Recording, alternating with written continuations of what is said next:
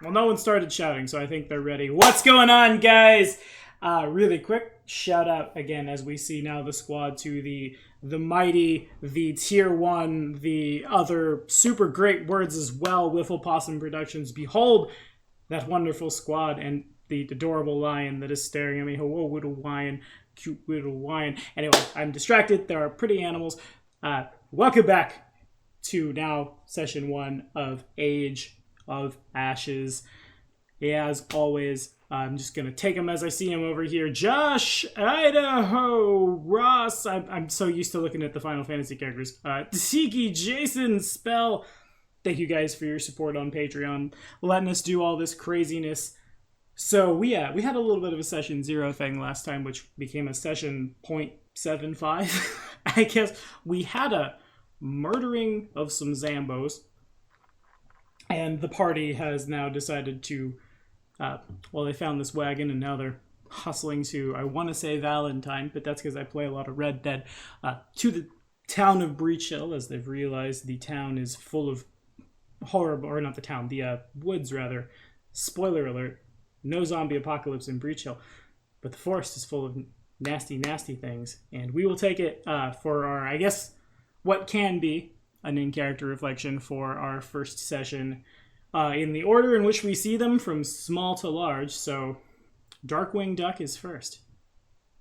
But I don't think it's Darkwing Duck. I actually think it's Bolix Broomsbane. But every time I look over at the art of the little guy with the cape, I'm just, let's get dangerous! And I love it. Hello. I am Bolix Broomsbane, and I am a sorcerer of the Dragon Persuasion, and I am a goblin. Something that I have long dreamed would be a core race, and finally get to play it without the chagrin of the entire party, because, can't argue with me now. It's canon. It's in the wiki. Can't fight it. Yes. We're people too. We're people too. We're people now. We're people now. Oh, that's still my favorite line from your playtest videos. Thank you. And I said I had to have a song today, but I'm still working on it. It will happen.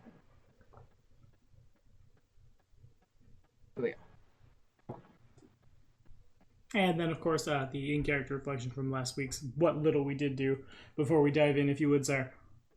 Oh, yes. I was on my way to Achaidh, I think we were, and we ran into a very scary horse, and it tried to run us over. Oh, there were zombies too, I guess. But we took care of those, and we found a halfling dead in the wagon. I was devastated. Halfling was like a son to me. He was a father. Both, actually. You forgot to stake him. Yes. We need to take him back to town to treat him or something. I thought you were the one. Weren't you the one also talking about him being a vampire? Yes, he was. Indeed. He's going to turn into a vampire. He was bitten on the neck. Well, I told you to stake him already. Jeez. There's still a chance to save him. Okay, fair. In any case, the hero point is yours. As we take it, we're going to just go down, up, down, up, down, up. Next is the most Verizian-looking dwarf you've ever seen in your entire life. Josh, if you give us the ABCs of your character plus, what am I saying? Plus your in-character reflection, you have the floor, sir. Well, darlings, I am Miriam Jazia, and I'm the dwarf that Torog loves the best. And I'm here with all the goblin friends and all the other party members to kill whatever would dishonor the glory of the first craftsman, and to make all the weapons and armors to help kill all of the enemies of the first craftsman, and anyone that would try to hurt my friends here, because they are my darlings and I would love them forever. Oop, in any case, good enough. Hero point is yours, and then I was going to do a big introduction for Tiki's character, but I will just say, Tiki, if you would let it go, please. I think I'm funny. Ha ha ha ha ha with the ice jokes now. But I am Anastasia Winter. You may call me Winter. If you call me Anastasia, I will bomb you. My friend here, well, you don't know his name yet. I don't think I'll give it to you yet. He gets a little toothy, though, so keep your fingers to yourself, or he might bite. I am a fey-touched gnome. Winter's child alchemist. I like to blow things up. And recently I have found myself in the company of a human-type cleric, I believe. Some guy with a familiar lion. And a couple of goblins. The goblins are okay. One of them's a little off. But I swear, if that big dwarf tries to hug me, I'm going to shove a bomb in her blouse.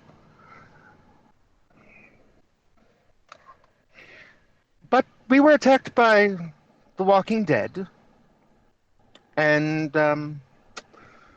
well, we got a cart out of it. So I guess all's well that ends with us getting more stuff. But, oh, seriously though, why did Baba actually have to send me such a cantankerous little bunny? He keeps biting me. I don't know what is up with him since we left the Frozen Lands. But, well, we'll see how things go. Very good. I will also say, I was gonna learn some Russian so I could shout, like, I will rip your entrails out and let them lie in the snow, but turns out Russian's a little harder than I thought it was, so that's fun. And I'm lame, but the hero point is yours as we go to the... I can't not get hung up on how adorable that little lion is, and how we'll squitch it and play with its beautiful blue hair and then sick a bunch of zombies on it and long live the king. Too soon, 90s kids. Well, they remade the movie, so I hope not. Ross, take it away, my friend. Alright then. Hello. My name is Charles the Comb.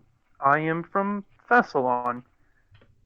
And I'm an OG Thessalon. I am one of the people that came out of the events of the Rise of the Rune Lords and all of those fun things, and I'm now here down in... We're in Chelix areas, correct? Yeah. Just always making sure I'm getting the geography of Galarion right, because it's kind of hard to take notes when you're on a phone. Yeah, that will for be sure. fixed soon, boys and girls. Happy for you. But... Yep. And, I'm a pretty seasoned traveler. I was a wizard. I studied in several of the schools of the Rune Lords, and I even, before I left, was kind of spending some time studying in one of the, the former Rune Lord of Lust. She's calling herself something else now, and it's still odd to me to call her her new title, as I grew up with her being the Rune Lord of Lust. But I digress on that one. And I originally was heading south to learn a bit more about celestial and divine magic, as I have done some research into the synchronization of divine and arcane magic. Thus, my little familiar friend, Leo. Little Leo. He's a cute little bugger. And he can fly, and he's very playful. He likes to chew at my hair when I'm not paying attention. And, yeah, I was heading this way because of something about a hero's heart, hero's feast. Something hero. It sounded interesting.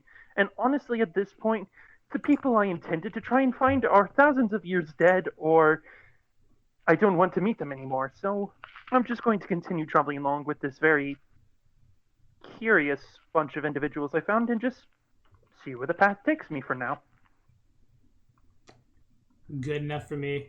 And the hero point is yours, my friend, as we go to what I think is probably the best art this go. It's really hard to say. I like all 6 of these, but like when I think Goblin and I think Pathfinder, before like the shtick of whether or not one can play a goblin in civilized lands and stuff, a lot of times my definition for what a goblin should look like is basically Jason's character. I think the nail has been hit firmly on the head. And if anybody from Paizo happens to be watching this, hire Wiffle Possum Productions, because Sweet Leaf is perfect. I love that art so much. And Jason, tell us all about him. Well, there are goblins and there are goblins. We have goblins like our friend who decided that surely he could climb up into a tree and fly by flapping his cape. And he's the type of goblins that give goblins like me a bad name. I am called If you Longshanks need another name, I add Sweetleaf, because the kind Varisian man who took me in and taught me how to use herbs always loved to find sweet leaves. So, but yes, lots of new people we met. Unfortunately, they made too much noise and attracted zombies, so we had to deal with those. All things considered, it's good. And we are at town now with the deceased and his wagon, which we may or may not claim. I'm not sure yet. Interesting people. We will see. I unfortunately was tired and had my guard down, so I actually spoke like I was intelligent.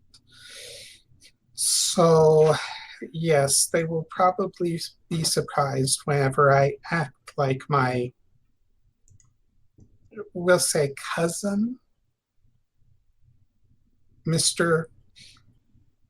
I can do anything as long as it involves, screeching loudly and saying things like, "We be happy now."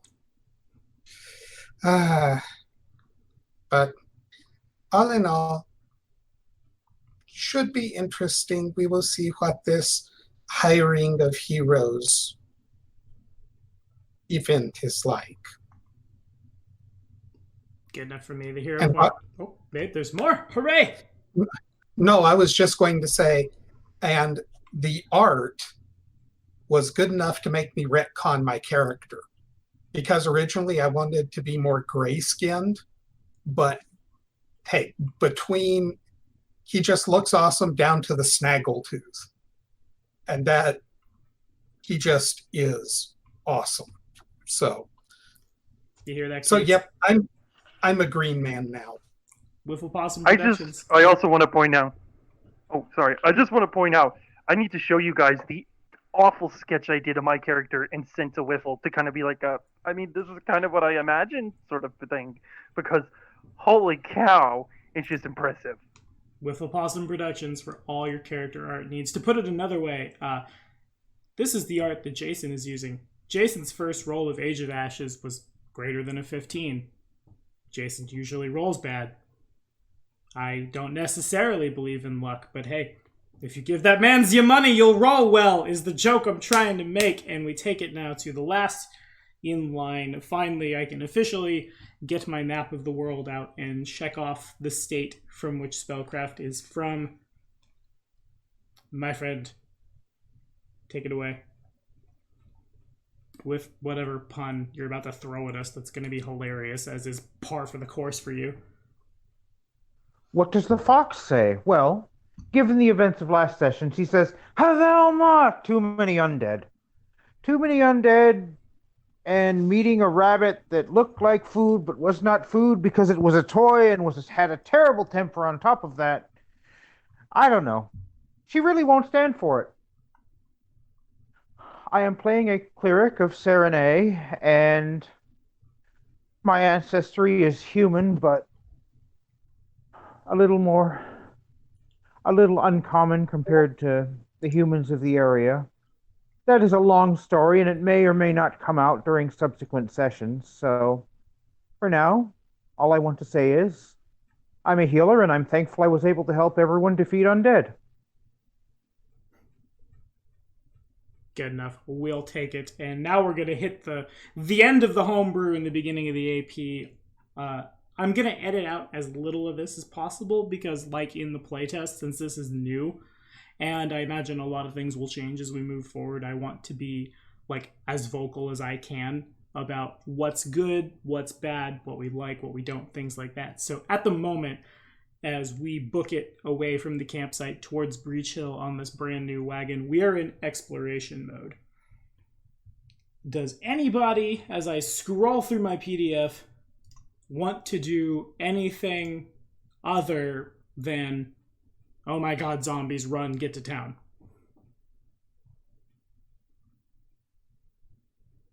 I will take that as a no. Okay. I was worried my internet might have crapped its pants. With a caveat. Sure. We're going to have to drive somewhat slowly because horses don't have dark vision, even if I do. So they're not going to want to go very fast with just torchlight. Well, I mean, upon seeing that, I could cast on Leo the light cantrip and have him fly forward, and Leo has a fly speed of 40 feet. Okay. Seeing how I'm at the reins, I can deal with that. Just keep them at a nice walk. Okay. I just thought that'd be helpful. I'd just like say to the goblin, like, I don't mean to do your job. You seem to be, you're very good at controlling these horses. I just thought that might help illuminate the road a bit. That helps very much. Excellent. Please, if everyone could please watch to the sides and behind us, just to make sure nothing else comes our way. You got it. Okay. Fair enough. Nothing jumps out. If we're going at a pretty normal pace, we won't make like some kind of skill challenge out of whipping the pony into a frenzy. We're still kind of hung up on the fact that the goblin was able to go up and horse whisper the horse into a state of don't eat the goblin. So I think we're good. I think we'll figure it out. Wait, these are sure? Carnivorous horses? Holy cow! No, it's actually horses just don't normally like goblins. It's just a baby Sandpoint devil. I guess the homebrew exception in Black Dragon Gaming's universe now will be that horses don't like goblins, but ponies are fine. I guess is what I don't know. It is what it is. About an hour passes. You guys are moving a little faster than you would be on your feet, and you approach. You guys have it on a map in Roll20 as, I believe I called it, the city of Townsville. And maybe my age is showing, but you guys do approach Breach Hill. There are... outside its walls, there are a couple of guards standing.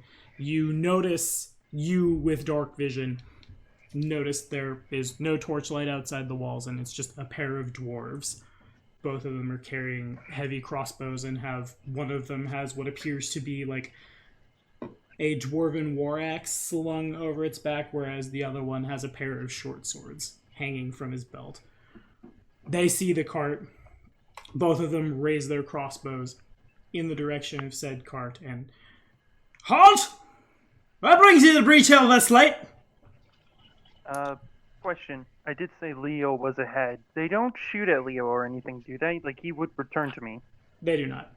I am a genius. Okay. I know I've on social media, I've said a lot of things about it. I can't wait to kill that lion, but not so. I know. Well, that's why I'm asking. No, I actually, calling out to them. Carrion Crown, we killed a familiar who tried to deliver a touch spell on Friday, so I have joined that club with Idaho now. Why do you think I don't have that master ability? Yeah. Mm-hmm. So, when he yells that out, escaping zombies? Ah, zombies, where? Do we need to let the guard? And they I don't think so. There was only 3 of them. With 3 of them. Okay. We bashed them really good. Are there only 3, you say? We only saw 3. There may be more. And I guess I will posit that if Winter is lying, it's a deception check. There were 6. I wanted to see if anybody else in the party was like, hey, wait a minute, nah. I only I remember 3, so yeah, I there Yeah, are fair 6. enough. I would say, wait, weren't there 6? I thought there were 6. Yeah, Well- there were 6. Regardless, I only remember. If there's zombies out here, we'll let you in the walls. I'm sure you're here for the call for heroes, right? Oh, that's what it is. I thought it was the Heroes Feast for the longest time. Yes. Well, there usually I know tends I to be am. a bit of feasting. All the tourists come through, you understand. Everyone sets up their shop, everyone tries to sell their trinkets and their wares, and it's like they've never seen people that can defend themselves before. By Torag, and he Which hammers way himself. which way to your church? Which way to your church? We have a dead. They kind of like stop, and both of them draw Torag's holy symbol across their like from brow to like start of tummy, and then over. Or I guess I could go brow to end of beard. Both are applicable as I make weird hand motions all over my camera. We'll take care of them. Do you have papers Okay, for well- your cart? Well, it was actually the dead Thurston's cart, so no papers. Unless they're in the cart. Or on the body. There were definitely no papers on either location. Well, that's Okay. highly unusual. In any case, assuming he has no family, we'll call it a case of, shall we say, happy accident. Salvage. Aye, salvage. I like that little green one. There's a the We'd be general- glad to help. Of course, good, great. Then there's a they turn back towards up on the walls, and there's that cacophonous takes like 3 minutes of open the gate, and over the course of the next 2 minutes, said gate in fact does open. Looking to the 2 clerics, y'all 2 want to do last words or last rites or whatever to the dead thing? Out of character, I think I did that last session. If not, we can assume. I just edited that. I don't remember. You had talked about doing it, but there was more of a we need to get out of here now. The only thing that really happened was the canvas from the wagon was removed and the body's wrapped up in it. Oh, yes, I will do that when we get to Sacred Ground. Okay. Well, the reason I had said you might want to do it is because we're giving it to the guards. We probably could assume that this happened on the ride there. Yeah, that was a couple hours, so. Yeah, also fair. Yeah, the guards, they go Okay. and they take the body, and one of them points down as you guys go into the wall. Just follow the wall that way, and stay on the main drag. You'll come to the Wizard's Grace after, perhaps, half a mile or so. You'd be lucky if you can find rooms, with all the adventure-y types here. Why can't it be that you people don't just get honest guards work? Why is it you have to travel around and do these kinds of things? Well, I'm Parisian, so of course I have to go do these kind of things, darling. I have to travel the world. And I can make my own camp outside if I need to. The dwarven guard looks at you and rolls his eyes, and in dwarven just stay under the mountain. Do you know anything of gnomes? Aye. You see how pale I am? Aye. There's a thing called a bleaching. I don't want it to happen, so I'm adventuring. A fair point, I suppose. I mean, I'm just a scholar from Sassalon. So, I came out this way to Kane and magics and stuff, and, well, it's kind of been a few thousand years since I've walked around. I haven't even actually been here before. This is interesting. And I just kind of Well, start it's muttering time to to do that. myself. Oldest human I've ever met. Mm-hmm. Bullock's come to be big goblin hero. And you're not the only one. Come out of the Chitterwood in droves. Hey, When At he least- says that, if they pay attention, they just see a small sigh and a little bit of a bowed head and shaking of your tips. No. From Okay. Do you want to try to hide it? Bullock's may not be bright, but he's spry. One of the guards is too busy with the poor halfling, but the other one looks over at you and he sees you shake his head no, and he just kind of he catches your eye for a second and then also just kind of like shares that no in solidarity. Looking around, you should actually just be thankful that some of the goblins have got it into their head that they should probably be people instead of monsters. Right? After the Goblin Blood Wars, after the events at Longacre, we've all got to stand together. It's just, there's so many of them. You understand, after hundreds and hundreds of years of fighting, and he kind of like motions towards Bolix and Ohm. It's just, it goes against my very nature. He begins shaking in Dwarven. Well, then let us support our dwarven friends, darling, and then our enemies will be afraid of the might of the goblins' army and not us. He's kind Let of, our enemies be afraid of their numbers, not us.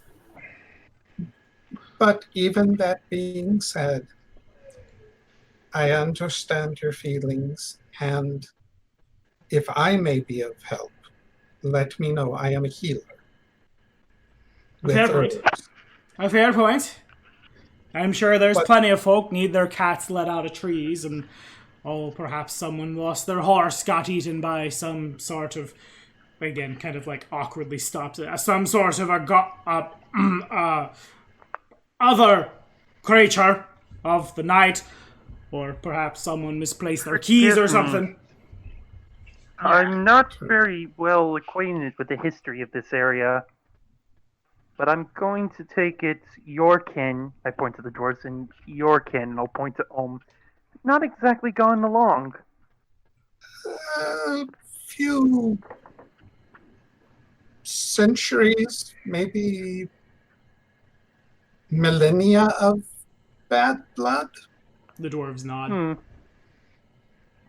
That is, forgive me, that's very sad to hear. I mean, if it matters, Unholy in Thassalon, if issues like this were to arise, one could give their word for another if something were to happen, that they could punish both of them. I mean, if you want me to, this young one here helped save my life tonight, so I'd be willing to give my word. If he does anything ill, you can find me and I'll take care of it. No, I believe you. There's enough of them, and he kind of like stumbles over a couple of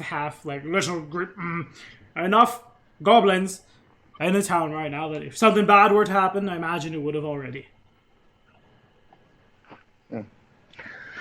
Well, considering the history, I'm actually rather...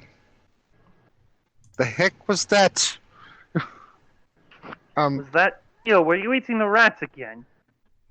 Stop that. No, bad lion. Give me a sec, my cat is angry. As all the familiars get angry all over the place.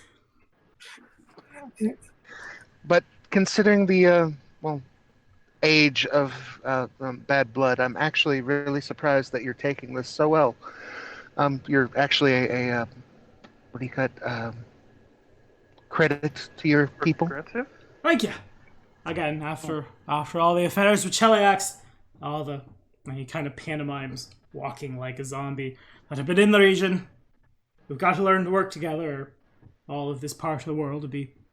And they kind of like, he does the thumbs up 90 degrees, runs it across his beard as if to like, kind of thing. I may not like it, but I like dying even less. Yes. I give him a full smile and say, I understand exactly what you mean.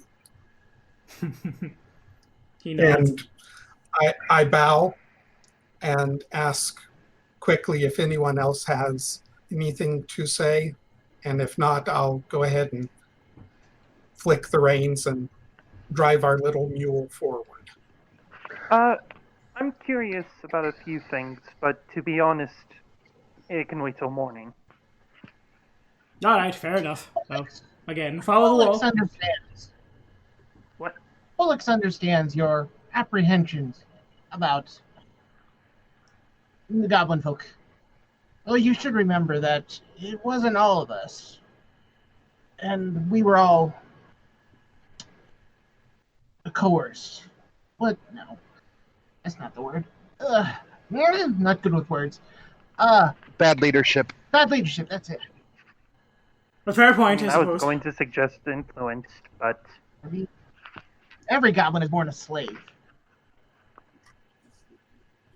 You know, Some of us even like it.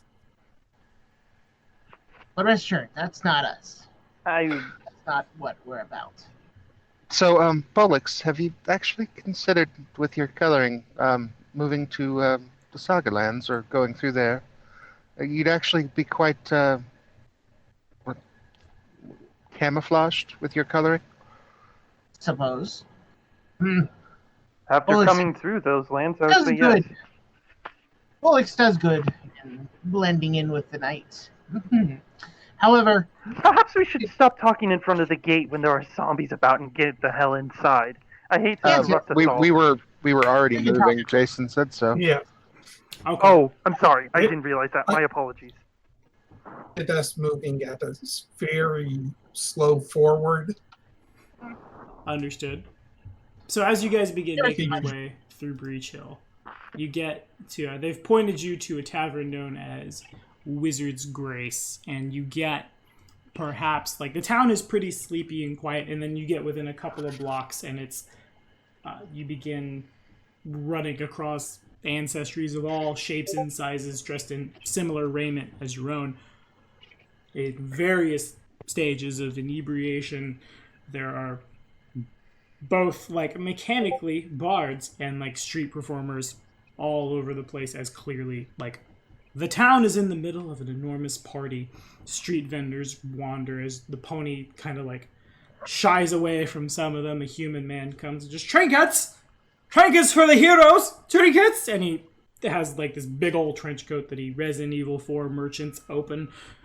And well and truly trinkets of all shapes and sizes. Most of them just seem to be like random copper baubles.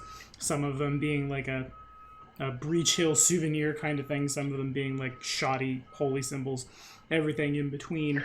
When he actually opens his trench coat type item, I cover my face. Ah, flasher! He gets really awkwarded out and runs away. Some individuals who are, again, in various stages of inebriation. I'm going to punch the man in that truck out there. I am recording, you coward. They all laugh uproariously. Come at me, bro. Plot twist, I probably actually couldn't take him. But there's, again, the town is just like in full party mode, and everything seems to be coming out of this tavern. Well, that being said, does anyone want to try anywhere other than this tavern to stay the night? I mean, place to start an adventure. I am a wizard, so it speaks to me with the name alone. Honestly, I don't know if we'll find the place quieter. I We would could assume- look if you'd like. I would assume with the city having dwarves that serve Torag as I do, that perhaps there's a church to Torag in town. Well, it might make sense to ask inside. So, Sure. All things considered, I don't think Torag Temple would welcome goblins. Those Well, I mean, the- I just I mean, as I was going to say, those ones at the front gate were kind of abrasive to you. Compared to other receptions I've received, they were the soul of kindness. That's unfortunate. Then again, my kind I have isn't to exactly agree. hated as much Glancing- as yours, so I would not know. Yeah. Glancing over to the goblin driver. So, you play up your goblin nature then? People expect it. And something of a comfort to people to have a bumbling goblin in the area. That doesn't, I mean, I was actually He talking about speaks Jason, but wisdom. cool. But that fits in perfectly. He speaks wisdom. Hmm. And if people are looking for the standard, oh, we be bright goblin, they're not watching other aspects. Play the fool so you can get in there. Interesting. eh, So as the cart gets ever closer to Wizard's Grace, the sound of music and raucous celebration intensifies. The smell of what smells like stew, some kind of like thick, meaty, stewy something or other floats out into the street. The smell of basically whatever kind of alcohol you want to get your hands on. People see you, the more like people that look more like you stop and hi and wave and stuff. Again, more people come try to like sell you trinkets and things. There are some houses around that have been like boarded almost. Not like, hurricane, board the door, but a lot of like windows have been shut. There are things in front of the windows. Occasionally a window that has not been like barricaded, the curtains will open up and people with dark vision will see some like humanoid like come up to the window and glare out angrily, old manily, as the noises are loud horribly, and then the curtains go back and they go back and lay down.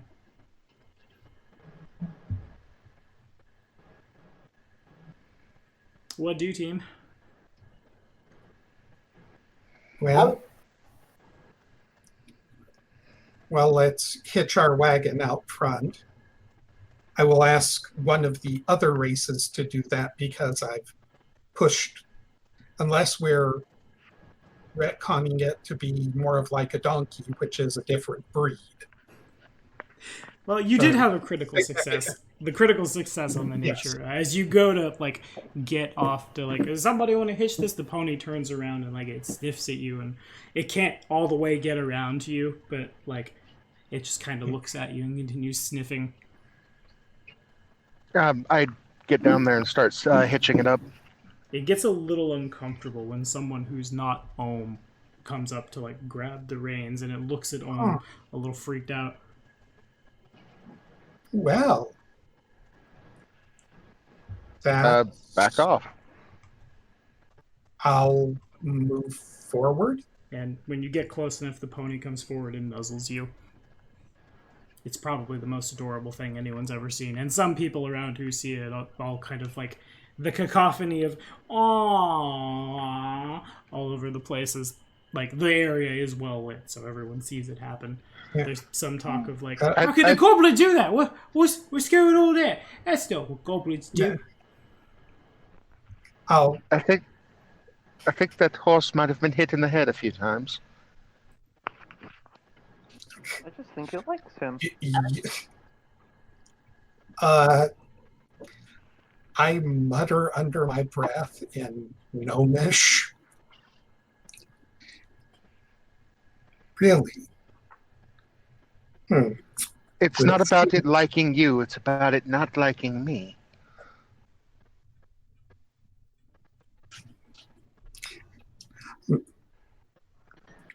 that is new.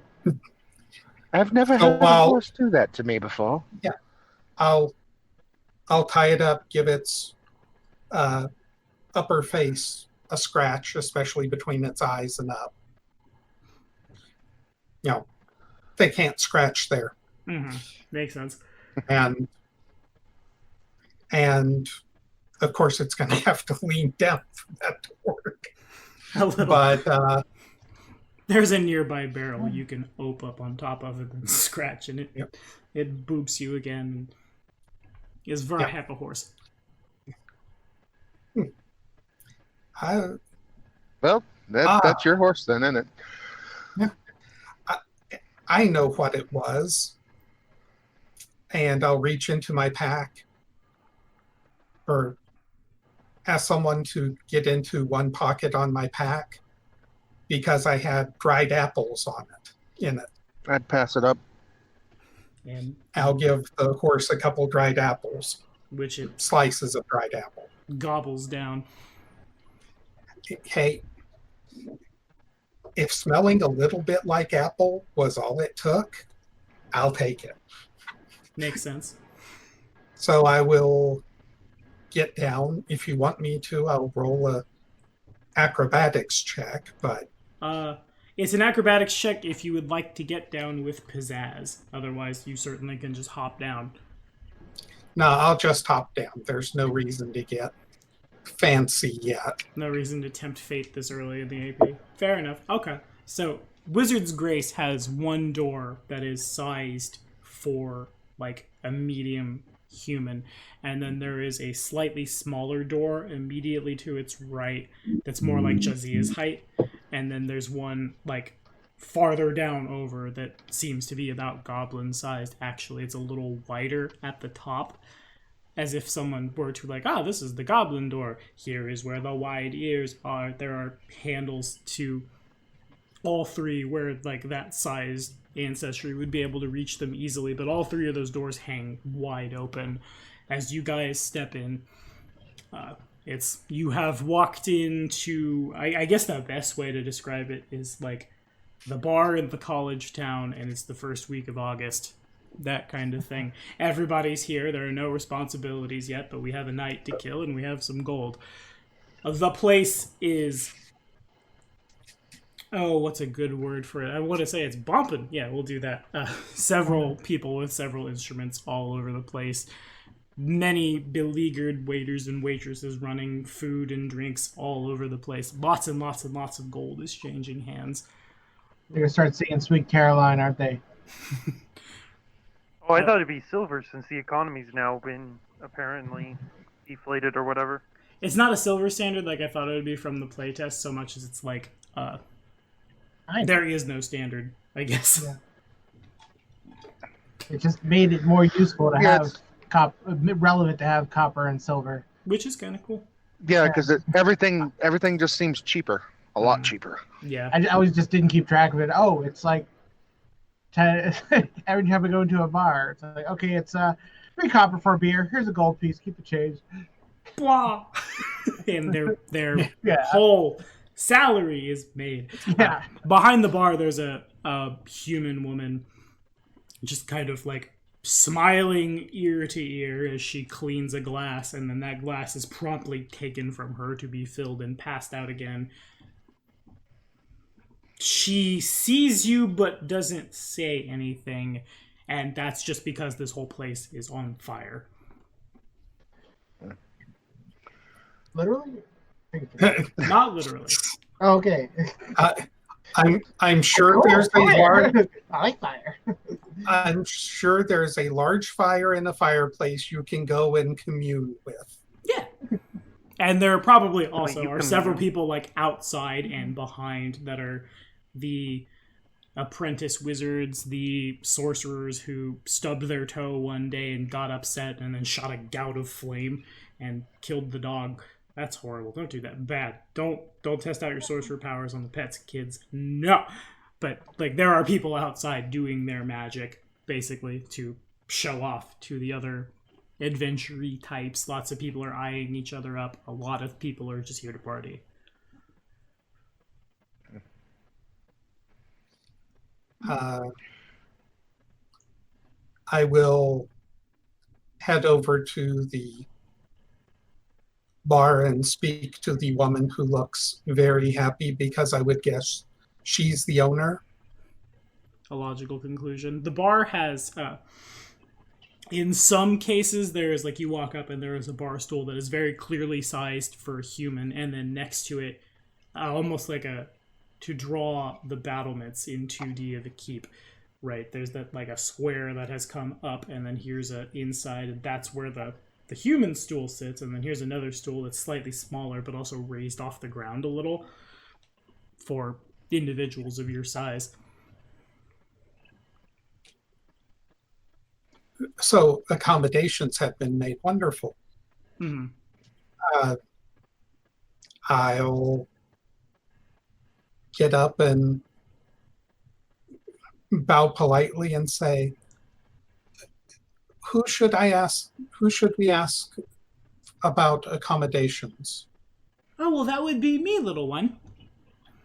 She continues shining her, like, here is another mug. Clean it, pass it. Unfortunately, I don't think you're going to find rooms anywhere tonight.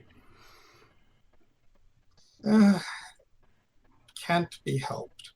We were going, or at least I was going to camp outside the walls, but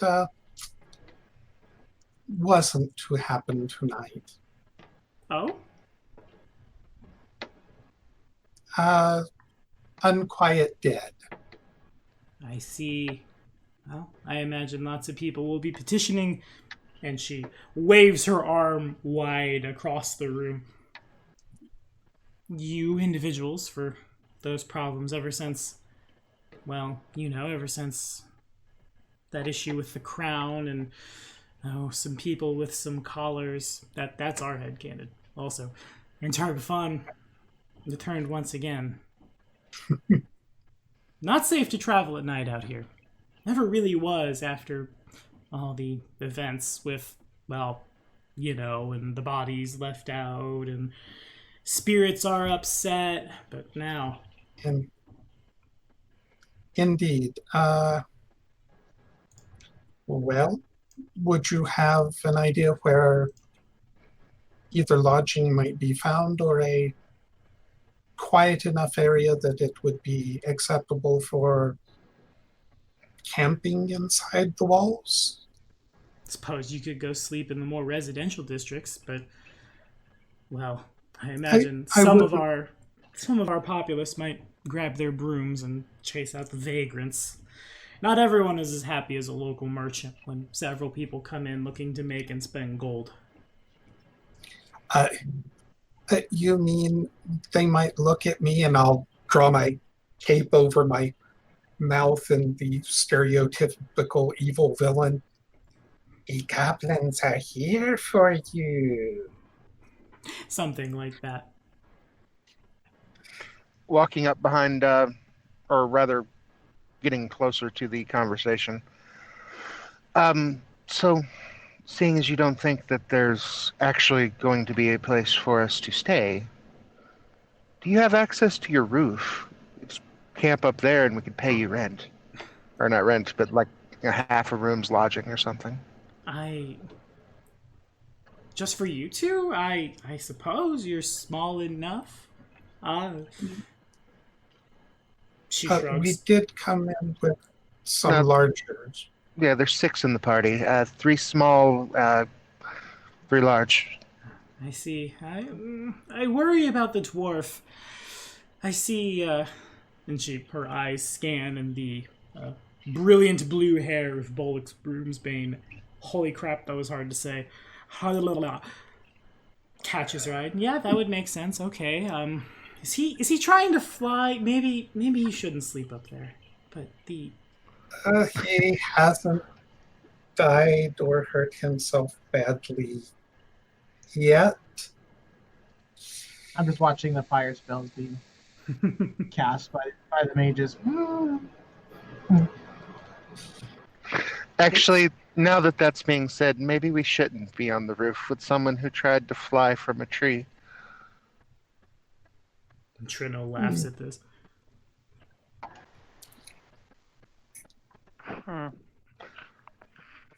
I'm probably just like looking at the mages and whatnot, just kind of watching them. Do they seem like level 1 adventurers, or do they seem higher or lower level than us? Yeah, most of the people here seem to be about your experience level. There are some people who might be a little better. There are some people who might be a little worse. On that note, actually, as I flip through the Gazetter for Breach Hill, I see that there is no one who is like Warrior 1, Aristocrat 2. Rather, they just aren't adding a class and it's a background. And that's how you create the NPC. I think that's sweet. But they all seem to be, relatively where you are. There are several people, Charles, who see Leo. And just, what's that? Is that a cat? Hello, kitty. And several people come up and try to scritch Leo behind the ear. Leo likes being scritched. Fair enough. And I'm just like, oh, this is Leo. He's my familiar. Where is it that you get a flying lion? I don't understand it all. I did some research into celestial or divine magic when I was starting out in my wizard exams, and I kind of came out this way for my hometown. Where I came from, divine magic wasn't really commonplace, and it's a long story. Fair enough. So is this some kind of celestial?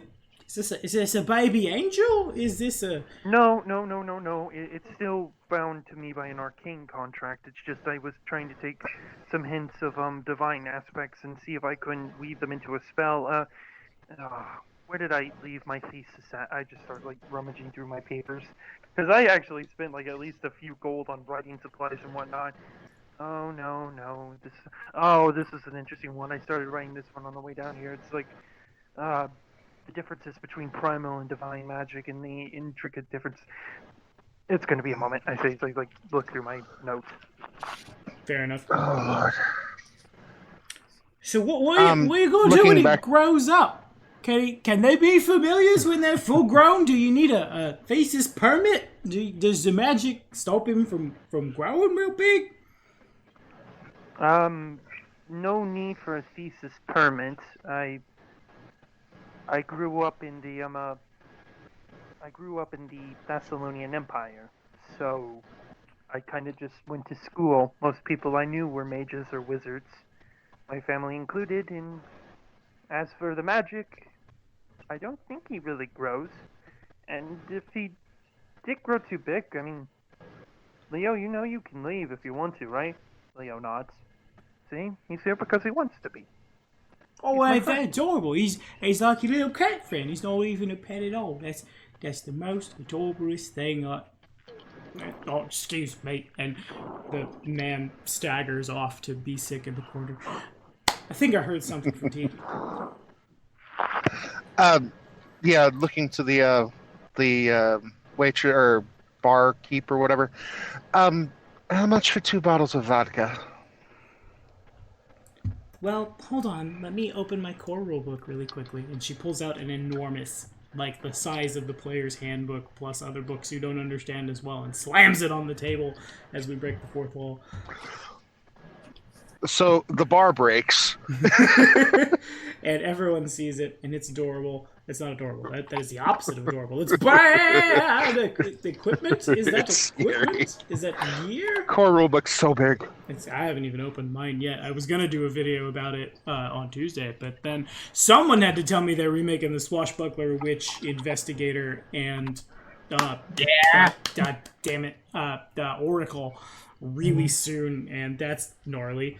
I have a lot to say. Wait, what? Yep. Yeah, playtest starts in October. Wait, what? Oh my god, Jesus. We may do like a I didn't one-shot. even know. If everybody... Or the advanced players guide's coming? Yeah. If you guys want to playtest those, yeah. Wait, real? Oh, sweet. Okay, that's cool. And But there that will will be be 60 archetypes in that book. There will be a lot of the non-core races, which I'm super excited about. Urges. It's so cool. This is awesome. It's a good time. So, Yeah. Mm-hmm. That's going to be good. Yeah, it is. I just can't find how much ale is. This book is too big. Here we go. 2 silver. I'd hand her 3. Give the others a tip. And she happily takes it and pockets it. You notice the pocket she pockets it in is already like bulging out with egregious amounts of tourist wealth, basically. And she passes over the 2 bottles. I'd hand one. I would immediately loosen the cap of one, put the cap back on, just making sure it's open, and then hand it to the little bunny that's standing next to me, who opens it and starts talking in Russian, and then takes a big swig. Beautiful. Both of the bottles have, there's no writing on them, but one of the bottles is 2 horses on each of them. One of them a brilliant white in color, the other a deeper red crimson. They seem to be, they're not like enchanted to be running laps around the bottle, but that's what the art seems to entail. There are a couple of bigger, burly, bearded men with braided beards down to their chest, and hair that has been either like grown out long or braided back, with wooden shields painted in vibrant colors and axes raised as these riders begin to go ride them down. Your familiar says something in Russian. I guess I'm really going to have to learn Russian to do this. Just drinks back and, good year. The year we founded Arison.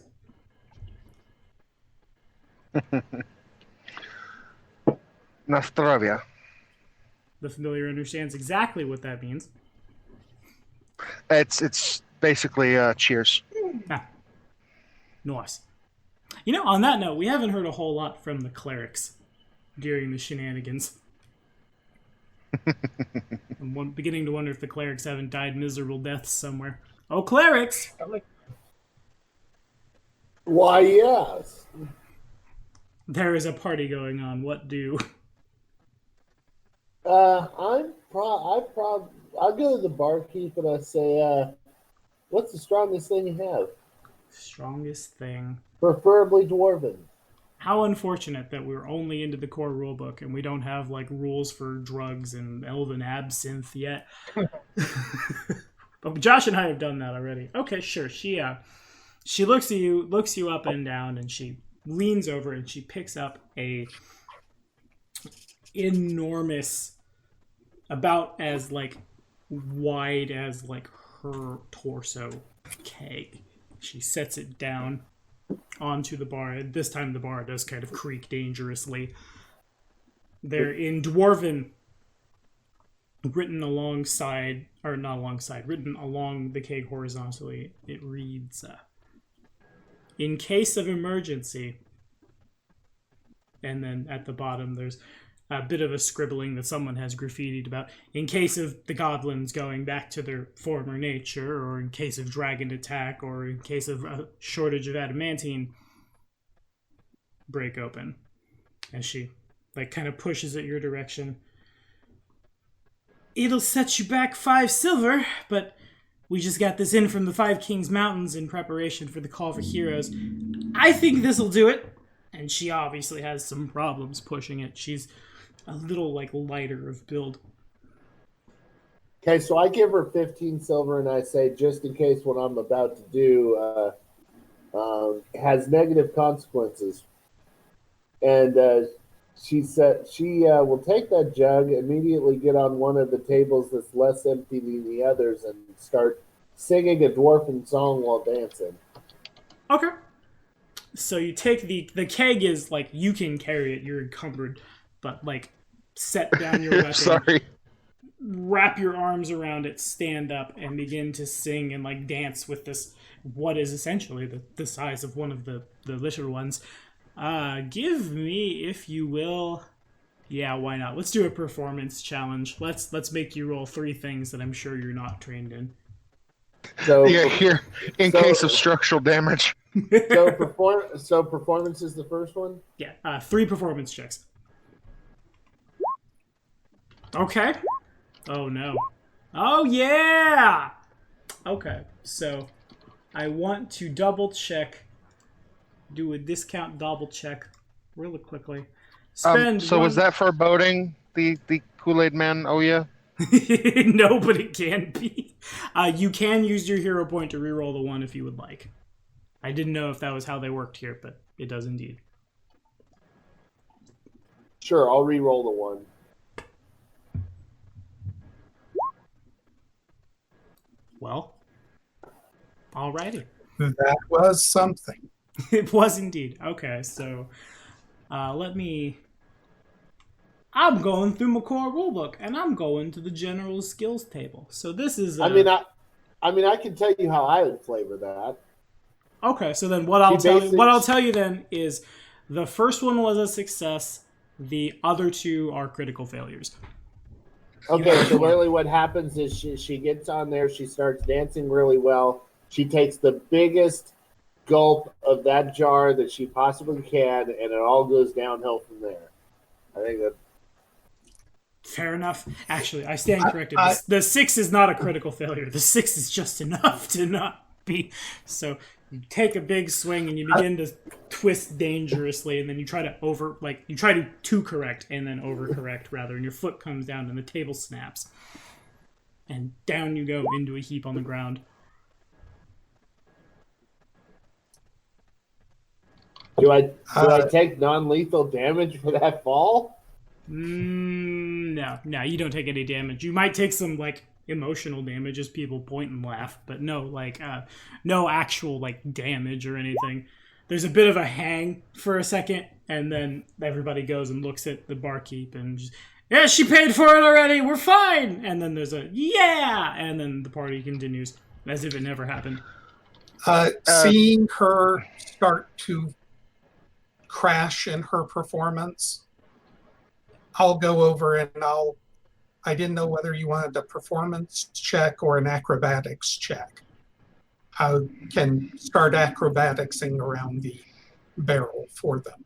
Okay. I mean, I was going to just offer to grab it because I also have a pretty good athletics. Just grab it on my shoulder and just ease it up so that way it hopefully helps with not breaking the table. Sure, roll athletics. Okay, then. Let me get a dice. The athletic wizard.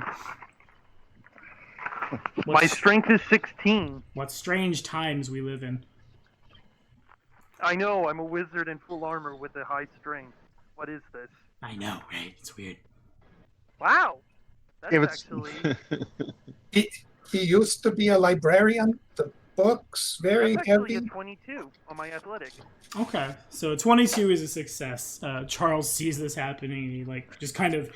The fall goes really dangerously, and Jazia does take out the table and make a fool of herself, but fortunately none of the dwarven ale spills. As basically it starts as a tackle and then goes into a fireman carry, and then here comes Ohm to handstand on top of the keg, and everyone loves it.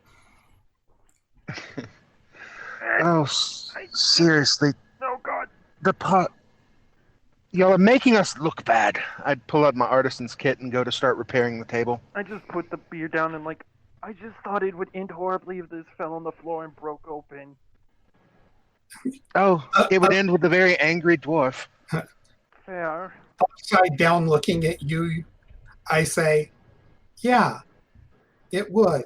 That's why they're all looking at me right now. I use mending on a portion of the bar to repair it, part of it. And it's a table. Kyuktak moves up to the table and it begins to fix itself. It's the middle of the night. But I watch a lot of Markiplier. Leave me be. You do know that mending's actually a first level spell now, right? Yeah, it's no Really? it's no longer a cantrip. Not That's a the reason cantrip. I said I was repairing it with skill. Yeah, Oh, no. then I guess I proper wouldn't be first able to level do spell. that without compromising my healing and everything else. It's kind of interesting. They made shield a cantrip, but mending a first level spell. Mending was really Oh, good. how the meta has changed. Mhm. So, as previously stated, I have taken out my repair kit and I'm repairing. Cool. Craft checks if you Or- will. I would offer Sure. to help. I have nothing better to do. My character I really would does just not make enjoy things drink. worse. And I threw a couple more acrobatics checks out there to, keep the crowd entertained while other people are doing other things. Makes sense. Sorry, They I'm are still trying. successful. Mold cider. Still finding my way around this sheet. New sheet is new. Okay. You begin to make some progress on it. It's a little shaky. It certainly would take a while to be able to just like fix the table up. If you want to commit to it, then we can get it together, but it would probably take at least like 10 minutes to do it. That's fine. Analog, I guess I'll say. Okay. That's fine. Okay. She doesn't want our party to look bad, even though the table was already paid for. She's fixing it because you don't just come into someone's place and break their tables. Yeah, Josh. Sorry, I had to. Okay. As far as the lodgings go, you guys, the smaller ones, could sleep on the roof. You guys have a wagon. As the night goes on, there is a lot of people do eventually, around 4 in the morning, start to get tired. Most of the lodgings here seem to be just break out the bedroll and sleep on the floor.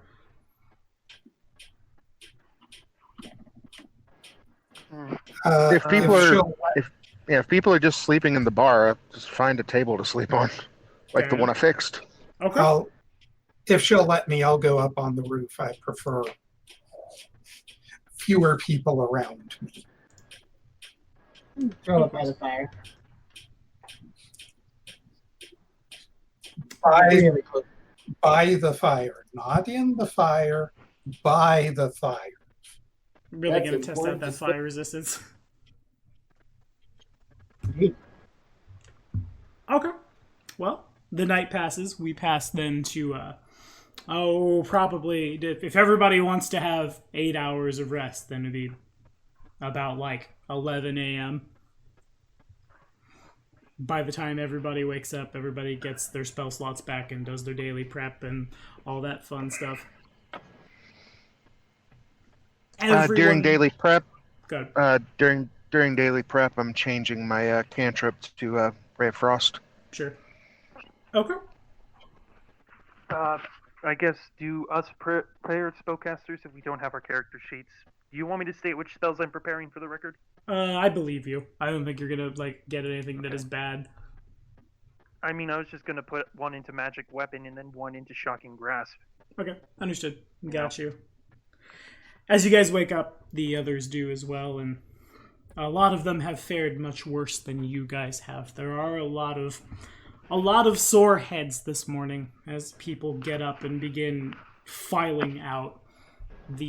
Basically right across the way from Wizard's Grace is the town hall, and that seems to be where everyone is filing in as you guys go to head out that way. The streets are lined with obviously the population of Breach Hill who have come to see the perspective, the meat, if you will, shall we say. There are some people who were dressed adventurer-y, and as they go to leave Wizard's Grace, they just kind of peel out, as very clearly that they are here to, well, once a month there's a huge party, why not take advantage? As y'all make your way forward, several locals, especially like little kids, come up and just, oh, what's that? Is that a lion? Oh, look, that goblin has wings. Look, do you think he could fly? And one of the kids, like, nudges the other. And he's like, no, those aren't wings. He's a cape. It's Kate, yeah. You hear him? On the way out of the bar, I actually take what's left of my vodka bottle and mix up a Bloody Mary in it. All right, fair enough. And if everybody... Charles does not drink. If everybody could give me a perception check. Yeah. So that's not that good for me. It's not that good for Bullocks either. Oh, there's 2 buttons for one for initiative, one for perception. Perception. 21. Alrighty. Jeez. I only got a 12. So then as we do scrolling, and as you guys make your way outside the town hall, there's a little goblin woman in white robes with a slightly oversized for her butterfly necklace hangs down from her neck. Her ears are pierced. She has a I don't know the technical term for funny square I graduated hat, but she has one of those, and she's pulled it off her head, and she's ringing it, and Mortarboard. yes. So, oh, my bamboo brasters, I haven't heard from my bamboo brasters. She's around a lot of like bigger humans and dwarves and a couple of elves. No one seems to really be paying attention to her. She kind of fades into the crowd, but you guys as in Miriam, Kyutak, and Ohm, all three. You see this poor little goblin woman. How actually, appropriate that at least one of the goblins noticed Yeah. the other goblin. Seeing this, I'll motion to the group, say, I saw something. I'll see Wait, you up there. I was going to ask something last night. I forgot to bring it up. Okay. Are we staying together as a group? I know some of you seem to have kind of indicated that, but I'd like it to be a little bit more than a sort of mutual understanding that we're agreeing to work together for now. I'm fine with it. I know a few of you have looked dead for that last fight. Quick answer. Do you want to walk around alone, or do you want to walk around with people? The answer is you want to walk around with people. We're people. Let's go. Fair. We have aided each other in battle. In many cultures, including my own, that's more than enough for me. Like I said, I owe you all a blood debt. I would have died out there if not for your help, so fair to me. Better than being alone. Just out of Why don't we assume that for now we will work together, and if one of us decides otherwise, they are free to leave, but we will make things more certain before we begin any job. As someone as learned as you claim to be of that particular persuasion, you should know, never admit debt. It could get you in problems of the magical variety. Never admit debt. I just kind of like look over at her, kind of raise an eyebrow. Wait. So what were you saying on that? Oh, and I You just saw muttered something? I mutter something in Thessalonian. Wrong word, and then switch back to common. Wrong word. Sorry. I'm still getting used to this tongue. It doesn't matter. Never say anything that might say that you owe someone anything, because if the wrong ears hear it, they will claim it. And I would actually indicate my bunny. My grandma did send me something. My baba, she sent me something. Okay, and it might be listening for her. I don't know. Wait, you mean to tell us that, and I kind of like gesture towards her bunny, we need to be cautious of your own familiar? I've grown up with it, and I'm cautious of it. Considering its source, it would be smart. That's fair enough to me. It comes from Baba. Well, at this point, I'm working my way over to the distraught goblin lady. I meant to do that like at night, like when we were kind of just like walking along to the park. I didn't mean to do that as we woke up. Of all the people in the world to force a time skip on this adventure path, it would be the Thessalonian. Fair enough. Good enough for me. So Ohm makes his way over to Look, them. I'm sorry. Okay, so that was last night while the bunny was too drunk. To put a Baba Yaga death curse on anybody. How wonderful. Okay, so Ohm makes Ohm's way over to this poor little goblin woman, and she doesn't really seem to see you. She's too just like staring into this hat that she's wringing into the ground. Just, why haven't I heard from my bumper brashers? Oh no, are they trapped in the citadel? I would follow him. Yeah. I saw her, so I'm also heading over there. Okay. What you I see, just mean that Alma? as in my character is just kind of like following Ohm because he likes Ohm. Well, I actually did not see her, but everybody seems to be following Gnome. I will be following as well because I definitely saw the goblin woman and Miriam always loves to help goblin kind. Okay. In that case, if the whole squad swings over, it's a different story. And she's just like, oh, hello. Hi. Goes back to rigging the hat. You sound distressed, ma'am. Yeah, my bomber brashers, they haven't communicated. I'm flipping. And she like picks herself up a little bit. Her shoulders come back, and I am Warble, ambassador to the Bomber Brasher Goblins of Hell Knight Hill. It is my great honor to serve my fellow citizens as the town's official representative to the Bomber Brashers. I communicate with them, I convey the town's concerns and interests, and advocate on the tribe's behalf. It is a duty I take very seriously, and that's why I'm here. I'm sorry for being distraught and distracted. Please forgive me. I'll hold up a hand and in Goblin say, no worry. Why concerns?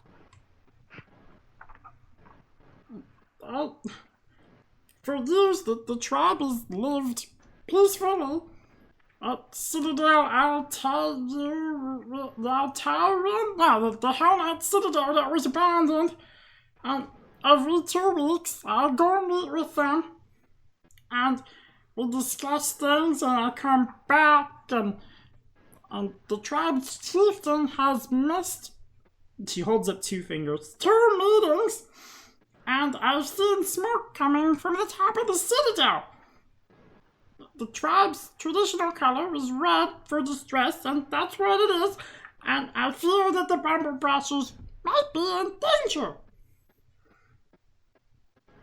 Is she still saying all this in Goblin? She's been speaking in common this whole time. Okay, common. Okay. Mm-hmm. Yeah. She obviously understands Goblin, but she sees the human, the dwarf, the gnome. Right. And the other Goblin. Mm-hmm. And the other goblins spoke in their own language to calm and reassure her. Of course. Yeah, and here's the thing. And goblins probably sound extremely elegant in Goblin. Yeah. Miriam will speak in Goblin to the Goblin lady as well and say, it would be my honor to help you help the village, those you represent in any way that I can. It is my sacred charge to help Goblin kind in any way I can. You lead the way, and I will be your ally, and I will do this for you. Oh, okay, good. You are adventurers after all, and maybe you're just the heroes the council will hire for me. But there's a system in place for a reason. Come on. And she turns and she grabs like Jazia's skirts and starts like pulling her in the direction of to go inside the She doesn't. city hall. Oh, wait. She doesn't resist. I guess we're doing something. I say, because I don't understand Goblin. I think the dwarf has just what do you call it? What is that word? Volunteered us. Yes. Well, You see Alm rubbing his eyes and eyebrows like, we were need to looking discuss the concept of negotiating prices. We got 2 heroes. we help damsel in distress. That's how the adventure starts. Yeah, I mean that is fair. Let's not lose them now. I say, kinda, like starting to follow after the dwarf. I don't think we should let that dwarf be the face anymore. Having someone else negotiate for us may be useful.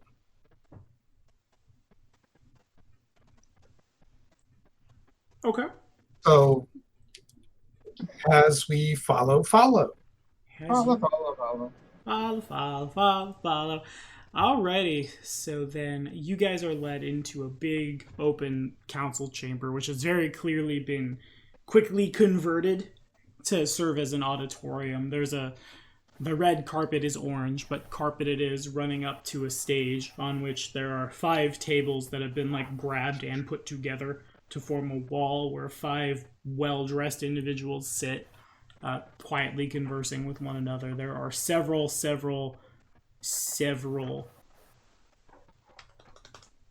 at this point mostly just like townsfolk who have either come here to petition or they've there are some that are like waiting to be called upon, that kind of thing.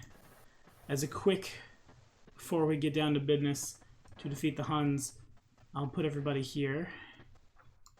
There is a little bit of mill around time, and in that mill around time we will determine if everybody has control of their tokens. Yeah. Did we make a new game for the Pathfinder game? Yeah. Ah! Yeah, hang on. Let me... Can somebody... I don't have Discord open. I'll put it in the Hangout, is what I'll do. Okay, cool. I saw a movement. Good enough for me. So, there's the older human woman who may turn into a werewolf and may draw you some cards. It depends on how much magic you want to play. She just seemed like a really appropriate councilwoman. Old champion of Lambholt. She raises a gavel and she bangs it. People all kind of simmer down a little bit. With a sharp rap from her gavel onto a desk, a stern, dark-haired woman with a deeply furrowed forehead and kind eyes brings the assembled crowd to a whoosh. Welcome, neighbors and friends, to the Breach Hill Town Council's monthly Call for Heroes. I am Council President Greta Gardana, at your service. On behalf of my colleagues beside me, I promise you all that we will hear and consider today's petition with the utmost discretion and care. There is no existence without community, as our town charter says. Today, our agenda includes one petition. Miss Warble, our very own ambassador to the Bumblebrashers of Hell Knight Hill, requests the help of heroes for a matter of utmost importance. Let's hear her concerns in her own words, shall we? Miss Warble? And at this, Warble comes out from the crowd and she begins waddling up to the front. Esteemed counselors, and she bows super formally. It has been more than a month since I've been able to contact the Bumblebrashers. I fear something terrible has befallen them. What's more, I've seen my people's distress signal coming from the top of Citadel, and before she can go any further, a door right here bursts open. A young man with wide eyes runs in, shouting, waving his hands. Billowing black smoke follows him as he runs in, just shouting, "Fire! Fire! There's a fire! Everyone! Run for your lives!" Roll initiative, guys. I ran towards it. Oh, fire! Lovely. Yeah. Roll perception for initiative, my friends. All right. Yeah. Top of the round It's all is black. Miriam. Everybody, as this happens, begins freaking out. No one needs to save for it, but all of the people in the room, they jump up out of their seats. I don't know why I couldn't think of that word. Some of them make it out the front door. Some of them just kind of trip over themselves. As I remove a boatload of tokens. Good enough. What type of boat are we talking about here? Oh, Like a dinghy or a cruise? the biggest boat you've ever seen in your life. These two counselors and Warble and these two counselors make it out. And Miriam, you're on. Okay, now which direction you say where are they coming from? Which direction, right or left? Which direction? Who? Like you said, door open and someone yelled fire. And... Yes, right there. Oh, alrighty then. So I'm gonna assume the fire is coming from that direction. There is smoke coming from the door. Yeah. So yes, I can move 20 feet. So I'll move 5. So before you go moving, I guess one thing I will say is there's obviously with no digital assets, we're just using the grid that was there. So count the squares, and all of where the benches are is difficult terrain. Sure. So that's why I'm gonna move out from the benches. And that costs you 10 per instead of 5 per. So to move out is 10 feet. Okay, 15, 20, and that's my movement. And I'm going to see. I probably should cast something on myself to protect myself. Yeah, looking okay. So I'm going to cast a shield. Okay. That way, if I need to raise it, I'll be able to raise it. And that'll be my turn. Alrighty, so I'm gonna really Wait, you quickly... cast the shield spell? If you cast the shield spell, part of casting the shield, Yeah. spell counts as raising it. So in other words, if you've casted the spell, you get its item bonus to AC. Right. You don't have to raise it. So you would have one more action. And my beautiful orange lines that I've drawn are squares that are presently on fire. Yeah. So then you would have one more action, Josh. Yeah, I'm not sure what I'd be doing with it. I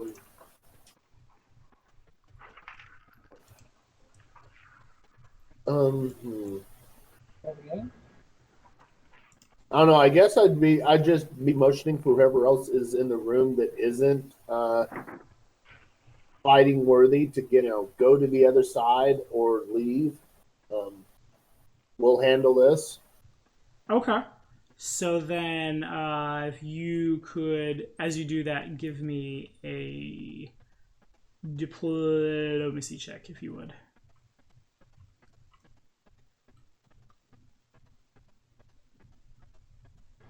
All right. Diplomacy check. They don't seem to hear you. It's like you move out from where they're standing and you begin to motion, and they're still kind of just tripping all over themselves. And with 3 actions, it then passes to Q-Tech.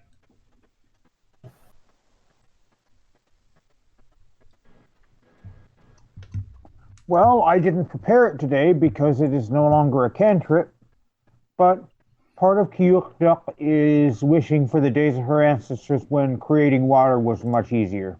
That's the best way to say one I've ever heard in my life.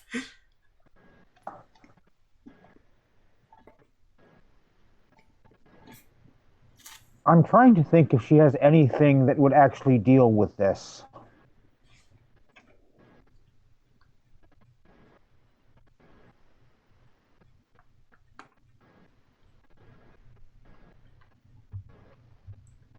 Well, the room is on fire. People are panicking. People next to you are immediately freaking out. And you've already had Josh's character trying to tell people to leave. You have seen Jadzia move and try to point at the door, and no one has seen. Yeah. I guess it would depend on the limits of prestidigitation in this edition. I'm looking very quickly. Okay. Extremely limited. Yeah, I think it's heightening it to be able to do anything to help against the Yeah, fire. no, they are very explicit in what you can and cannot do now, thankfully.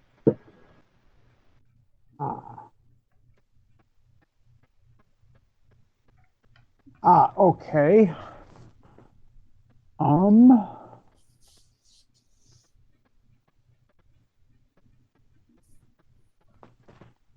looking at where I am. I don't... How much water would I have on me? Not enough to affect the fire in a meaningful manner. Not really. And there aren't any rules on repreparation that even if we had them, it would take too long. Mm-hmm. Because all I prepared today were pretty much healing and defensive spells. Ooh, so...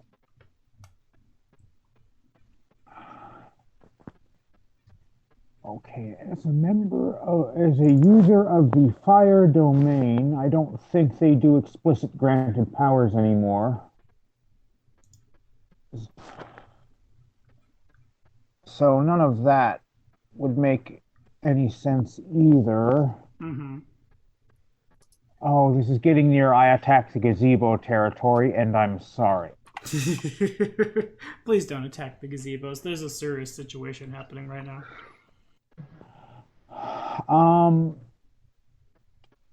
I guess I will also try to convince everyone to leave in a relatively orderly fashion. Let me double check. I can't remember if I have any modifiers to diplomacy other than my charisma. So since take... Q-Talk is right there, if Q-Talk wanted to, Q-Talk could spend her entire 3 actions. The 2 people immediately next to you, you could like calm them down and then move them in the direction of the main hall as a 3-action activity. Yeah. Yes, that sounds good. Alrighty. So then we go there, and Q-Talk, over the course of 3 actions, makes her way there alongside these 2 who exit. And then the fun part happens. Everybody hears a little snickering sound as coming out from the fire, a little tiny red winged thing. Kind of like as it hits the no longer where fire is part, begins pantomiming, oh, it's so cold in here. And what do I want to do? Can I see that from where I am? You can, but you cannot make actions until your turn. So, what do I want to do with this little one? The little one bursts out, the little one sees all of the things that are bad. It's very happy that fire has happened. Yeah, you know, what it does is, little guy leans up, and Tommy realizes he closed his bestiary. Oh, jeez. Oh, jeez. Oh, I'm making noise so I can fill the space. A little gout of fire comes out. And basically, content to spread the chaos, this little creature continues lighting the room on fire. I will really quickly, I'll reopen that and not be the worst ever, and I'll see how many actions that takes. I imagine it takes all 3, though, to just kind of like, here's a little square of thing. Poof, fire. Oh, it takes 2. Okay, so just kind of like, and a little gout of fire comes out of its mouth. I will draw that on the board, and then it goes to the fire's turn in the initiative. Boom. In a 15... Not in black. It doesn't breathe black fire. One of the fire squares is black. Do with that as you will. 10, 15... Yes. One of them is related to an alien princess from DC Universe. There you go. Wah. As all that catches on fire, and then on the fire's turn in the initiative, because the fire gets its own turn in the initiative now.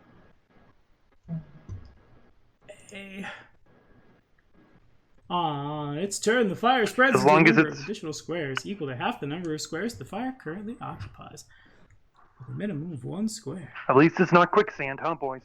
Yeah, that one was bad too. But this one is not much better. Those 2 squares catch on fire, and then out bursts. Well, come here, you. Come on, buddy. Flying to here. A second of these little anger boys who does the same thing.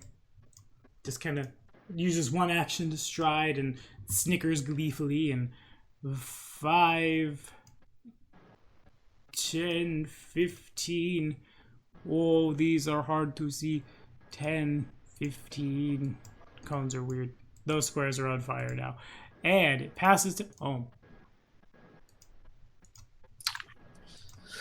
Well, isn't that special?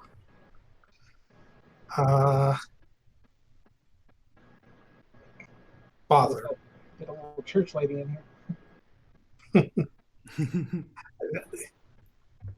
Okay. My problem is I can either go for an attack, which I don't know how wise that is.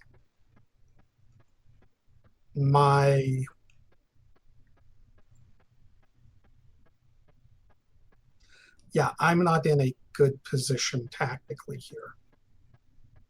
So the best thing I can think of is getting the remaining member of the council out of the way. Okay. So that would be 10, 20, 25 to there. And I can use the other 2 actions in my turn as move actions as well. Mm-hmm. So... 10, Are diagonals still double? Yeah. I believe. yeah, I did that straight up.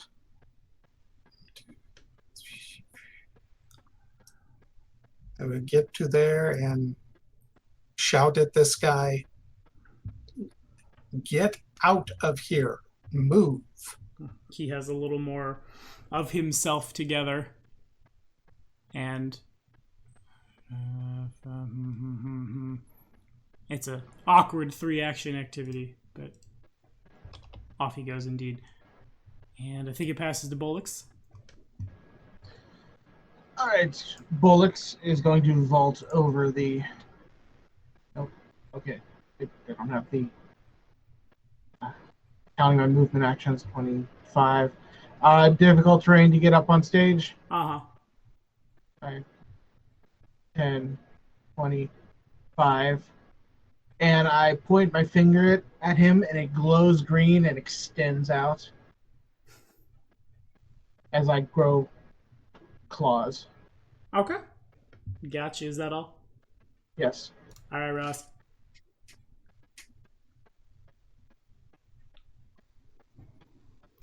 Since you can't see the board right now, that's about accurate. The Mephits are about 100 feet from you, from where you're standing right now. There's a bunch of spectators all around you.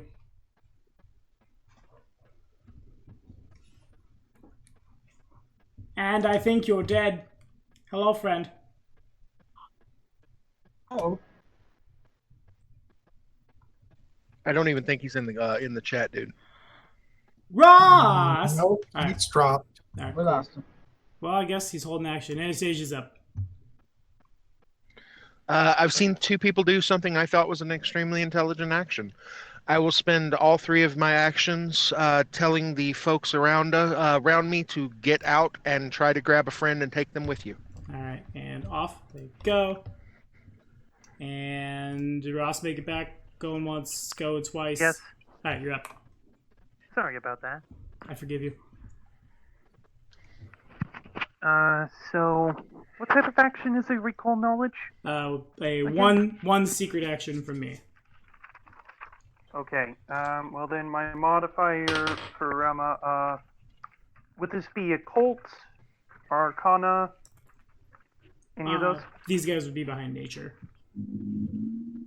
Nature. Oh, I don't have that. You might be able to swing arcana. I mean, if it's arcana, then that's a plus, which is a +7. +7. Okay. Is that what you want to do? And I do have the dubious knowledge feature, which means, or the dubious knowledge skill, which means when I make a recall knowledge, even if I fail, I get a piece of true information and a piece of false information. Okay, sure. That makes sense. So then I have rolled the number that is secret. You get, as you look at these little, like, burning small humanoid things with wings, the first notion that comes to your head is that, oh, those are imps. Those clearly have come from hell to set things on fire horribly.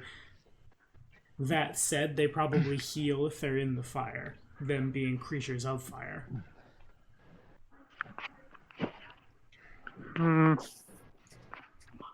Okay, that's that. Sorry, I was. Gosh darn it. Secondly, do I have to use a command action to make Leo move, or can I? Yes. Otherwise, just- Leo will sit on your okay. shoulders. That's fine. He can sit on my shoulders for now. But yeah, it's one action for you to get from you to give him 2 actions.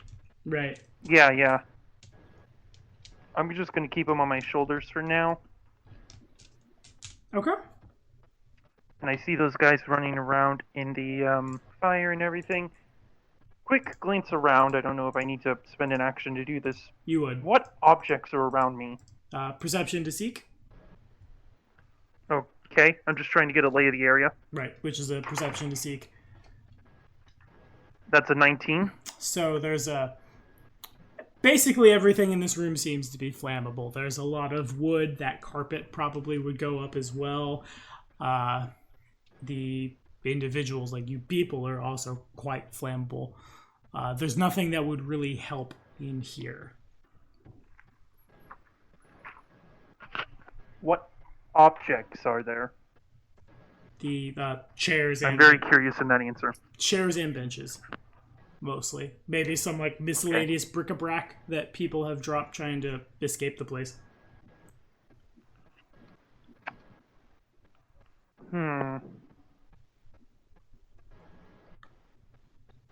Alright, I'll just grab a bit of debris, pick it up, toss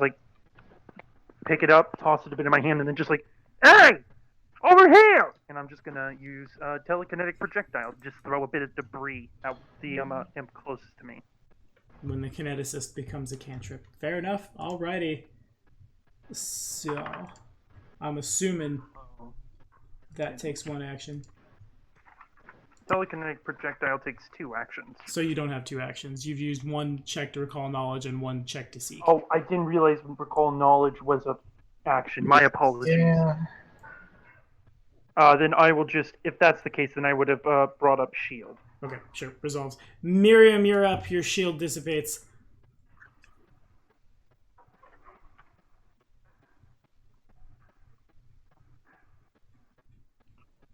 Okay, so Miriam wants to get closer Sure. because she knows that she can she can deal with fire a little bit better than other people can. So she is going to get closer to the fire as soon as I get my hang up. There we go. Okay. That's 10 feet, right, to get up there? Given that to go from here and then here would be 15 because you are not using the stairs. You're just kind of like hopping up. Okay, so let me try using the stairs then. That would be just 5 and then 10. 5 feet. And then, moving up would then be another 5 feet. Okay, so then we're at 15. Mm-hmm. And then 20. Okay. 1 stride. Yeah, I'm going to double move because I really don't have... So remember, it's important to note that there is no double move. Your speed is 20. You have 3 actions in a round. You could move 60 feet. You could stride. Okay, then let me stride again. 5, 10, 15, 20. Okay. And then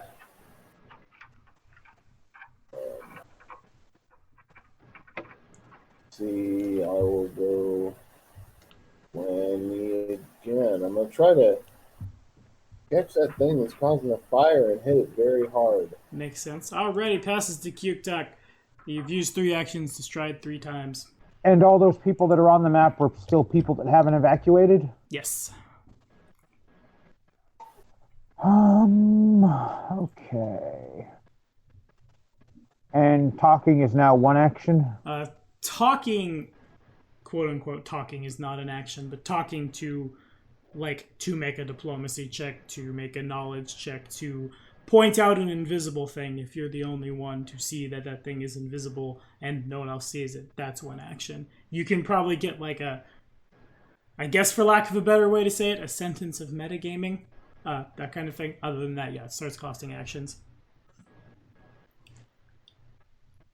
So I see a step. Huh. I could have sworn we used to be able to move our tokens with the arrow keys. Did I? Oh, I probably need to enable his keyboard shortcuts. Okay, so we got 1 stride. Yes, my...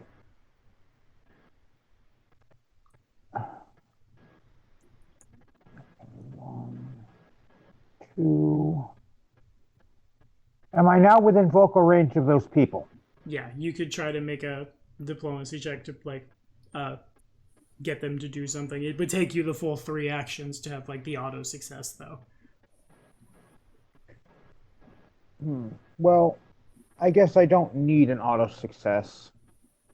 So a little less precise than you moving in and getting under the shoulders a couple people and bringing them out, but point at person, go there, and they do so.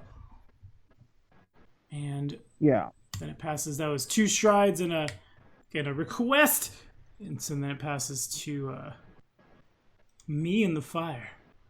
So I'm gonna, what's my fly speed now that it matters that much? That's what I thought it was. Okay, 5, 10, 15, and 20. The little red guy lands on the desk. As he does so, it begins to smolder dangerously as he's gonna try to... What do I even attack with? He's gonna reach out and try to... nom nom nom nom. Symbolics. Bam! A 13 to hit. That'll miss. That'll miss. We'll try again. Can't math that much. For the second attack, a 19. -5? That is with the -5. Or -4, rather. Oh, that is... Okay. Yeah, I guess that would hit with the minus. Oh, actually, I lied. It would be an 18. Would an 18 hit? 18 will hit, so. Okay, cool. So then, a single point of fire damage, which Bolix probably doesn't even really notice. Nope. And 2 points of piercing damage as this thing leans forward and a bit of your arm begins to smolder, and it might tickle a little, but it does in fact draw blood. And we didn't stop the fire.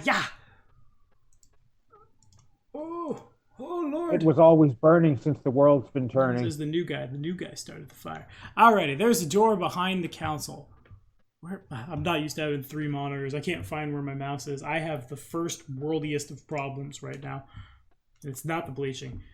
Alright, yes, I see where you're pinging. I just didn't know which of my 3 monitors had a mouse. That door flies open. As it does so, 1, 2, 3, 4 catches on fire. And then it spreads to 1, 2, and this little one is going to happy to cause more mischief.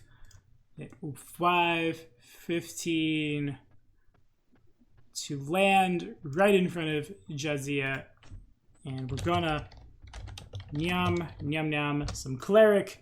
15 to hit. Coming to you, Josh.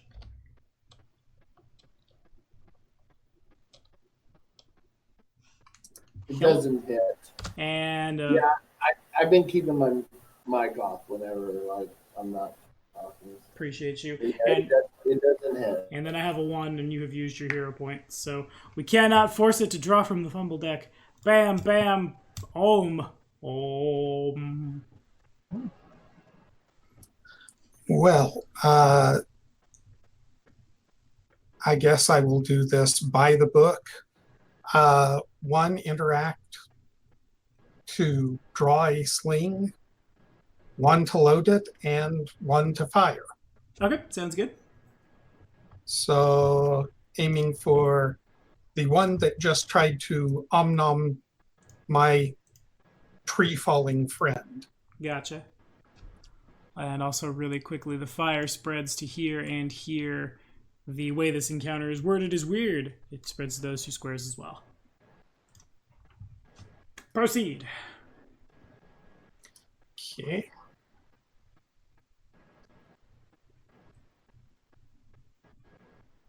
And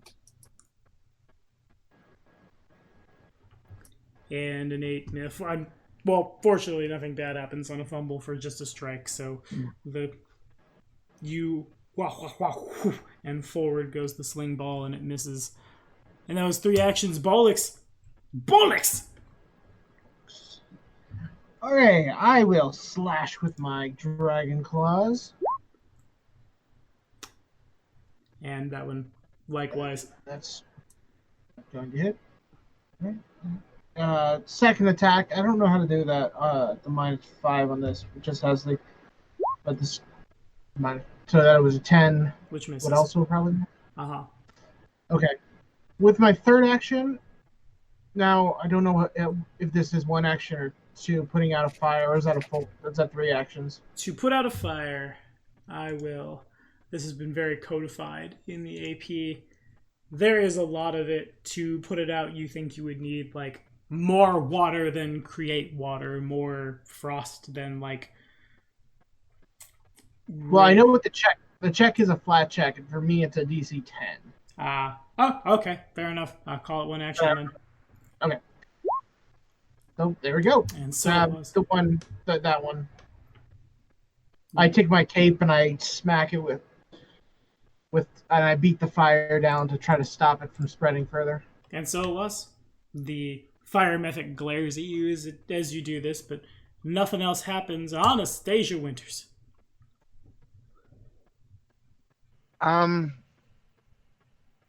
Spend all 3 actions to get people out. Okay, understood. Bang, boom, and Charles.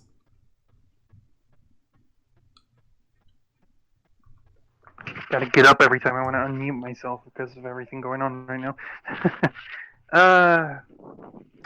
Well, shield goes down for me, for one thing. Then the next thing after that.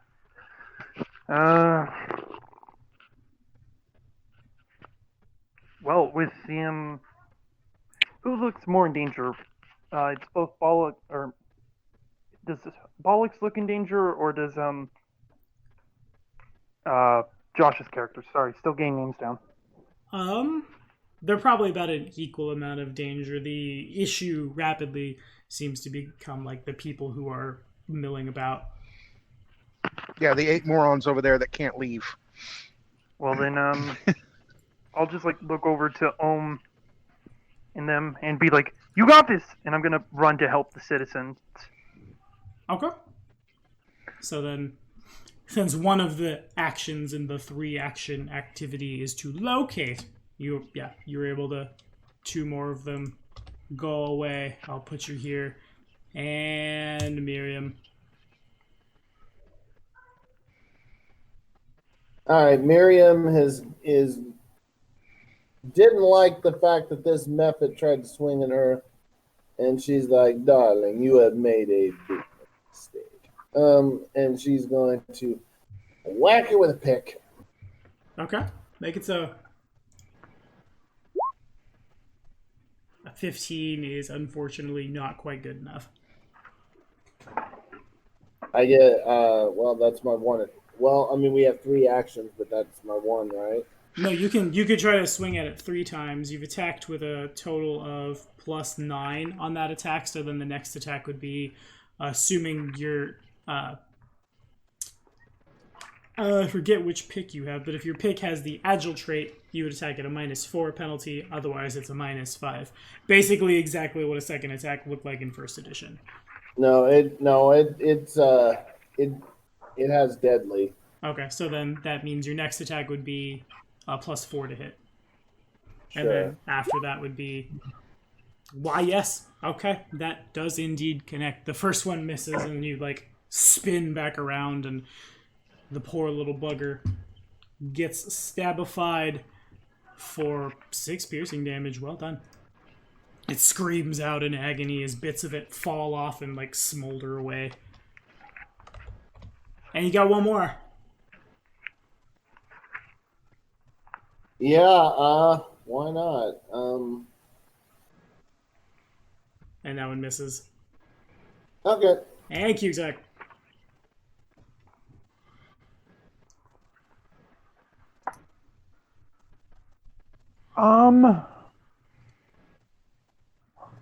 Looking at the map, I guess I would I would move. Let me look at what my options are. 1, 2. Is this close enough to be within vocal range of these two, or do I have to move more? You could, but again, if you wanted to grab 2 of them, it's a 3-action activity. Oh, not grab. I think I can at least try to convince them to leave. You know what I mean. Is that what you want to do, though? Otherwise, it's like you could diplomacy. Okay. It's right here. It's a random chance for them to leave if you do the check. If you do the 3 actions, you get 2 of them out, period. Yeah, exactly. Oh, could I go back to where I started and just do that as my 3 action? Sure. All right. If I am. Sorry, over the course of the last 2 actions, I thought it was kind of obvious. If you literally take your 3 actions, they get gone. Okay. Get gone. What about the other guy? Other guy, what? You got 2 of them. I deleted 2 tokens. There were 3. Oh, okay. So, All right. Yeah, it's 2 each. at the top of the fire's, or it's not the fire's turn. It's the Mephit's turn.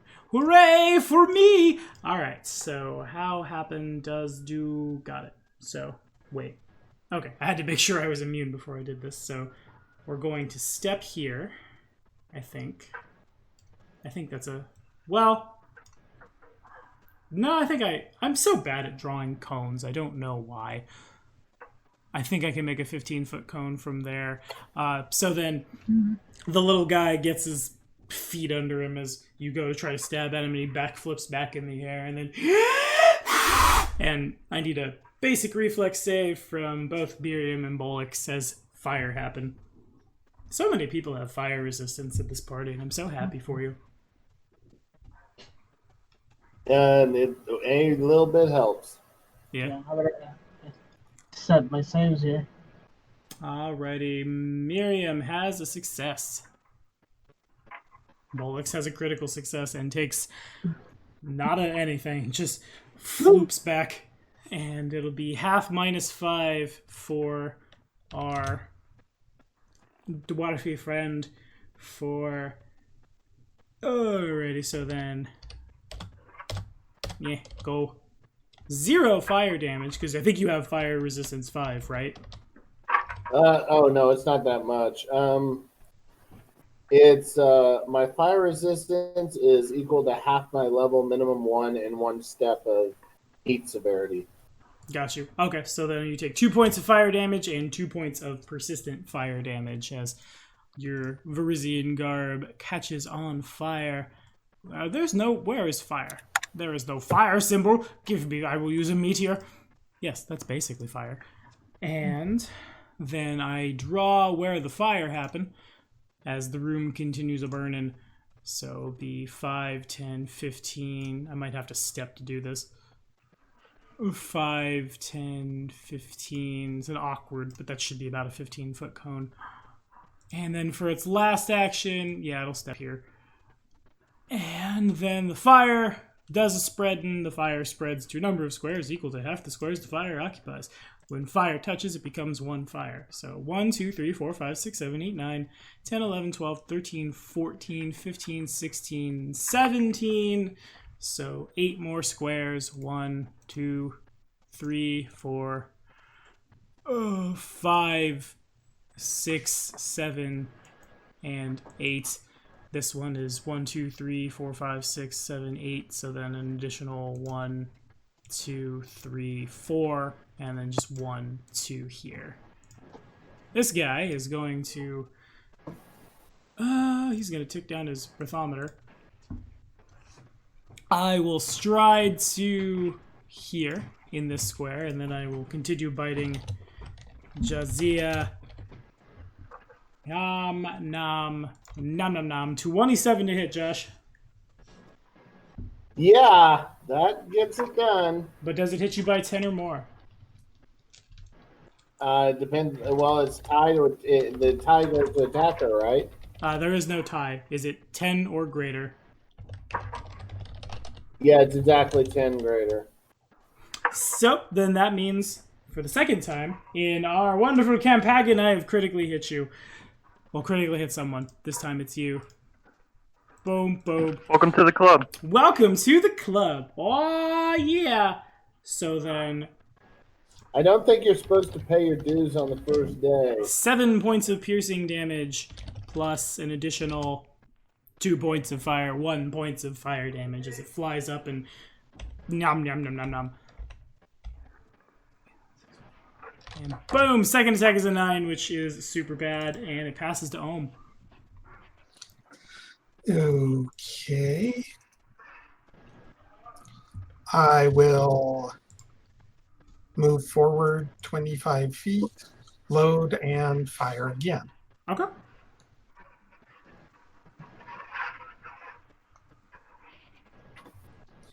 And let's target. Okay. Okay. That is a number. Oh, we're going to take a look at the... Bam. It hits. Not quite a crit, but it definitely... Which one are you swinging at? Southern. Southern. Alrighty. And sorry, I keep misplacing my mouse. And he takes 3 points of ouchie damage as... How did that... I'm sorry, that's bludgeoning. It's okay. Not. I realize what it is.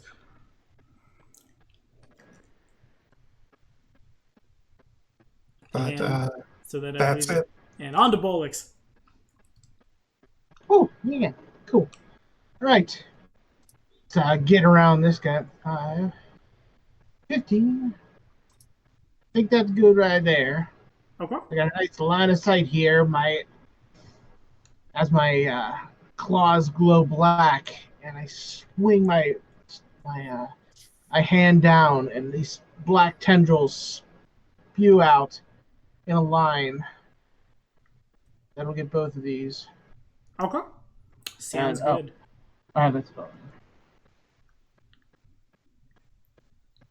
Grim tendril spell and Grim tendrils. hit fortitude saves. +3. Alright, first one has a critical success. The second one has a 18, which is just a normal success, so half negative damage and no bleeding. Nevertheless, that one is looking pretty bad, as the first one is able to just kind of backflip in the air out of the way. Yes? Yeah. Dice cheese one. Okay, that was a 2 action there. Alright, got you. And Anastasia. Get more people out. Got you. And 2 more doing escape. Ross, you with us? Going once. Going twice. 2 more people doing escape. Miriam, you're on. Okay. I'm going to try to put all my swings on that method again, especially since I'm not feeling so good anymore. Miriam's not having fun. Anyway. Bash with my pick. Okay, the 16 does just miss. Bash with pick again. So then that's now swinging with a 10 plus 6 plus 6. So then -5 to that is a hit. For 5 points of, yeah, if you want to flavor that it's dying. It's not killed. Don't flavor that kill. but it does have now. It goes down.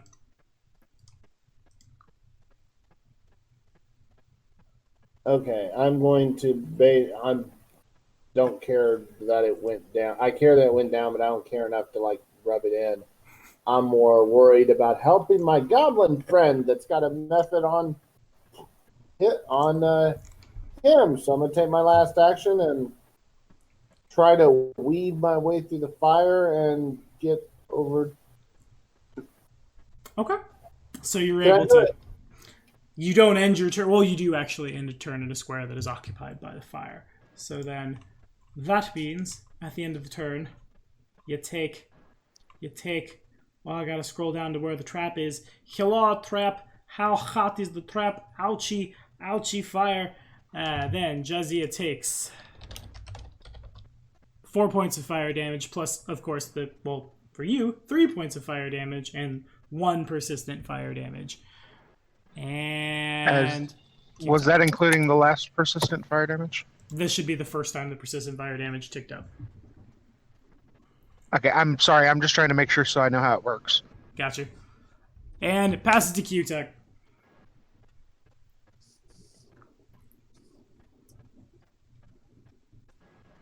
Okay, looking at map positions.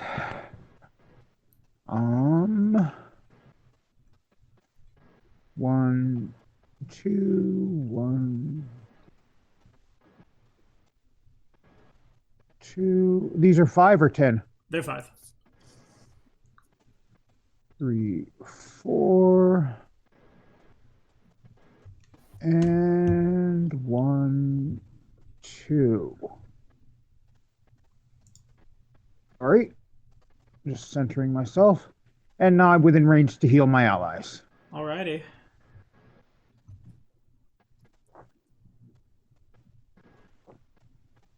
So is that your turn then? I'm sorry. Yes, Alrighty. those were my movements. I did stride for all 3 actions. Got you. So, I don't know what we're the most afraid of. What are we the most afraid of? I feel like I'm just gonna spread it around. I have the ability to do that. First one targets Jazia. Jazia is the one who's smoldering, snickering, and cackling happily in a, if anyone speaks Ignan and Ignan, otherwise a language you don't recognize. 22 to hit you, Josh. I have a feeling she's going to go down, but yes, that definitely hits. 5 points of piercing damage for you. 2 points of fire damage. The second attack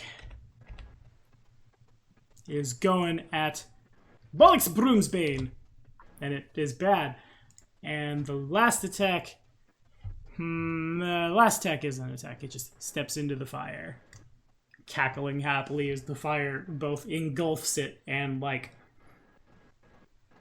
it seems to become one with the fire, basically. And then we go to round the 4th of, hey, speaking of fire, as the fire begins to spread even more, smoke begins to fill up the room. You guys are rapidly, it's becoming very, very, very hard to breathe. And we're gonna do some drawing. Drawing fire, killing my players. 1, 2, 3, 5, 6. Bop, bop, bop. And then now this fire has touched as well. So 1, 2, 3, 4, 5, 6. I regret how I drew this fire so much. 7, 8, 9, 10, 11, 12, 13, 14, 15, 16, 17, 18, 19, 20, 21, 22, 23, 24, 25, 26, 27, 28, 29, 30. So 15 squares worth of fire as basically this whole table. 2, 3, 4, 5, 6, 6, 7, 8, 9, 10. Yeah. 11. That's a little confusing. I'll do that. 12, 13, 14, 15 as the wall of fire spell that these things have cast resolves.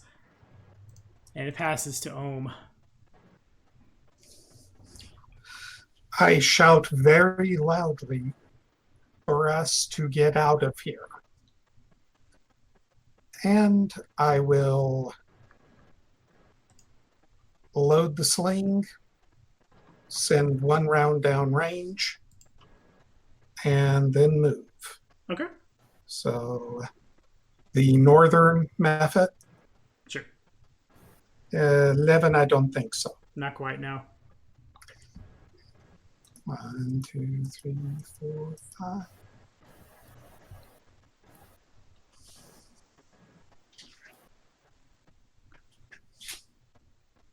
And then it passes to, I believe, Bullocks. Yeah. Yeah. I was going to Just- say, hold my breath, and then I looked up the rules, and wow, that got really nerve. It's Whoa! So yeah, really quickly, actually, on that note, thank you so much for reminding me. 2 points of damage, Jason. It's hard to breathe in here. I almost missed that. Somebody No. just spilled alcohol across the desk? It wasn't me. I just accidentally rolled heal because I was trying to look up what it does for later. Like, next time it comes around. I just looked away to look that up. I'm like, what? Okay. I guess I'm trapped. Cool. Yeah, welcome to Pathfinder. I promise I didn't do that on purpose. It says it sets the things that are most flammable on fire first. I'm like, okay, let's burn a table. I know how fire is. Hooray. Was it made of paper? It wasn't made of mahogany. Mahogany. Mahogany. But no, it is a table. It has airflow underneath it. Therefore, it is more flammable than the floor, which does not have easy airflow underneath it. On that note, Bullocks could probably move under the table as well. Oh, is there space under the table? Because I had jumped over it before. There probably is for like a small creature. All right. Then I will bugger off. Yes. Alrighty. And I will stop here and get this guy to move, and I will just pull him along. Yeah, sure, that works. You can just grab him. He's coughing and So- spluttering and Yeah. carrying on. One So action. I take that as 3 actions to bugger Yeah, off I'll do that with with people. one action to move. Ow. One action to just grab his hand. my cape over my face to block the smoke. Okay, so that takes one interact action to do that. So then we would stop at where he was. Oh, that's an action to put my cape over my face? Mm-hmm. As I read the trap and how it works. Okay.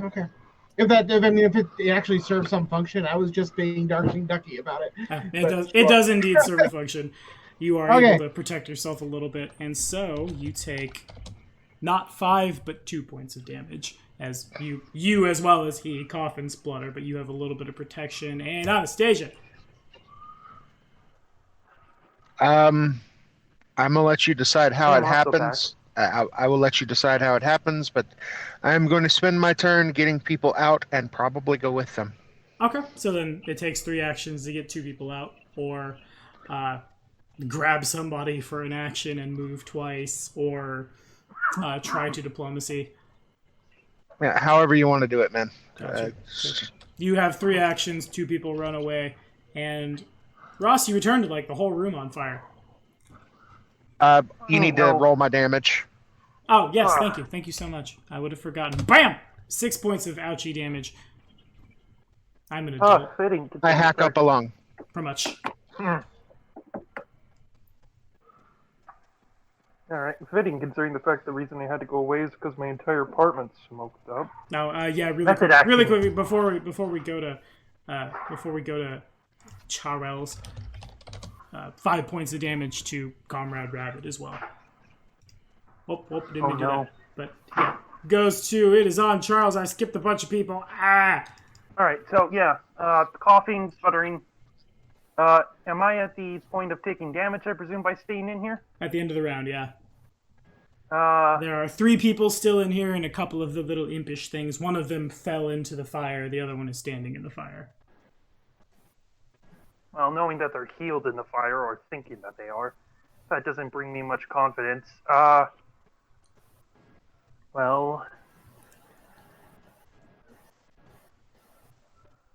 Can I use a command to send little Leo to fly over to grab someone and pull them out. Like 2 actions, he just latches onto someone and starts like yanking on their clothes to pull them out. He can work on it. What is his fly speed? 40 feet. Okay, so then as I play the counting game, I keep misplacing my mouse. All right, here we go. 5, 10, 15, 20, 25, 30. He could use 1 action to fly to someone and then 1 action to begin the process of pulling. He will do that. Okay. And then I will go and run over to the other 2 people and start pushing the last 2 people out. Okay. The other 2 that Leo doesn't have. You have one who is... There are no 2 people who are close enough together for you to do that. Hey, Ross, do you trust my judgment as for where you should go? Yes. Okay, I would send Leo and send you to the door. Send me and Leo to the door? Okay, Leo's going to head to your 7 o'clock. Okay. 40 feet, grab someone and start pulling them out. Okay. And you can travel directly south to the main hall door. Because there's a whole lot of fire in here. What he's getting at is the lion is flying and therefore doesn't have to deal with the adverse terrain, and you are walking and have shorter movement. Fair enough. Yeah, I'll do that to get out. I'm just concerned about the other 2 people. Sure, that makes sense. So then at the end of the round, it's 4 points of damage to Charles. It's 4 points of damage to Leo, as ouchie, bad time is bad. And now we pass to a quick bit of fun learning together. So that creature is down. It would have to roll to not increase its dying value past 1. But as it becomes 1 with the fire heals it. It's just a matter of, does the fast healing happen before or at the top of my turn or at the end of my turn? Does depend on whether or not it is up and ready to go right now. Which is not something I'm super sure about in Pathfinder 2nd Edition, so let's all learn together. I'm scrolling through my pdiff.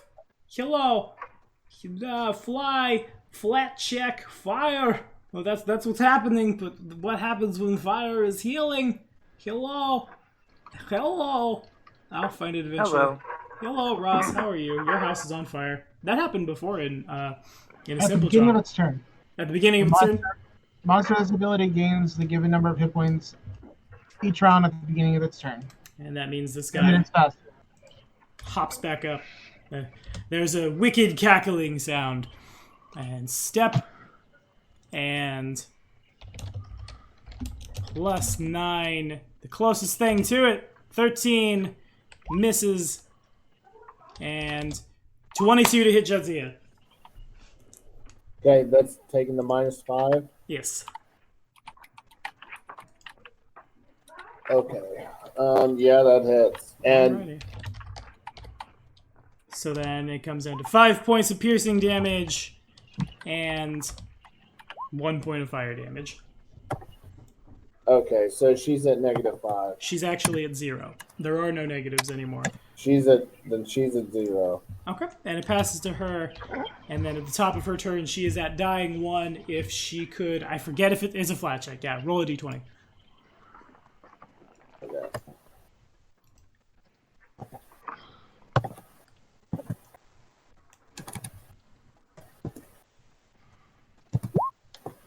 Okay, and wounded 1. I forget if it's a flat check or if it adds something. Either way, that's probably more than good enough. You're on the ground. Well, you are. I let the Mephic get up, and I shouldn't have. So you get a free action to stand up from prone as well. You are wounded 1. You have 1 hit point. There are a couple of cackly fire boys. I am going to. Yeah. Now I'm at 1 hit point. Does that mean I get my full actions, or do I only get 1, or I hurt myself more? You get 1 action, or you get your full actions rather. You're not disabled, is what I mean. Okay. So I'm gonna go 2, 3, 4 off my first action to get away from the fire. Okay. Use my second action to cast heal. And I'm going to use my other 2 actions to do that. That way, it's more powerful. Okay. I believe I wrote it down on my sheet. Like, okay, let me not look at it. All right. So since Josh is not prepared, I will Yeah, grab heal. it says. No, I got it. It says varies touch, 30-foot target, 30-foot burst. So with 2 of them, I can extend the range from touch to 30-foot target. So. And if you heal a living creature, you increase the hit points restored by 8. Dang. Yeah. So yeah, I definitely need the health. So I'm going to. That way, I heal 2d8 instead of just 1d8. No, you heal 1d8 plus 8. Okay, that's even better. Let me do that.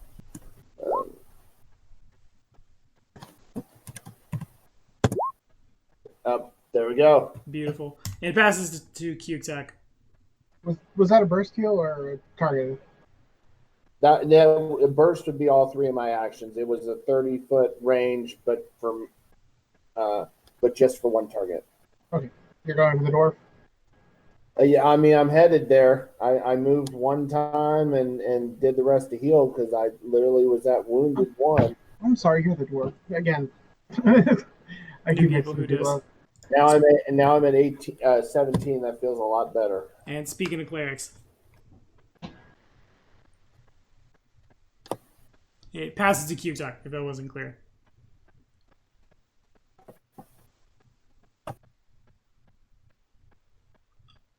I think they're having technical difficulties. Okay, so you're holding action then? Going once. Huh? Going twice. Okay. It would probably help if I unmuted my mic after announcing technical difficulties. Irony of ironies. How's everyone looking? Get out. Just get out. They're Yeah. looking like go to the Okay. door. Yeah, I mean, I just healed, but I'm not trying to fight those methods anymore. This is a lost cause. Like because those methods can heal, what we're going to do is go down with the building.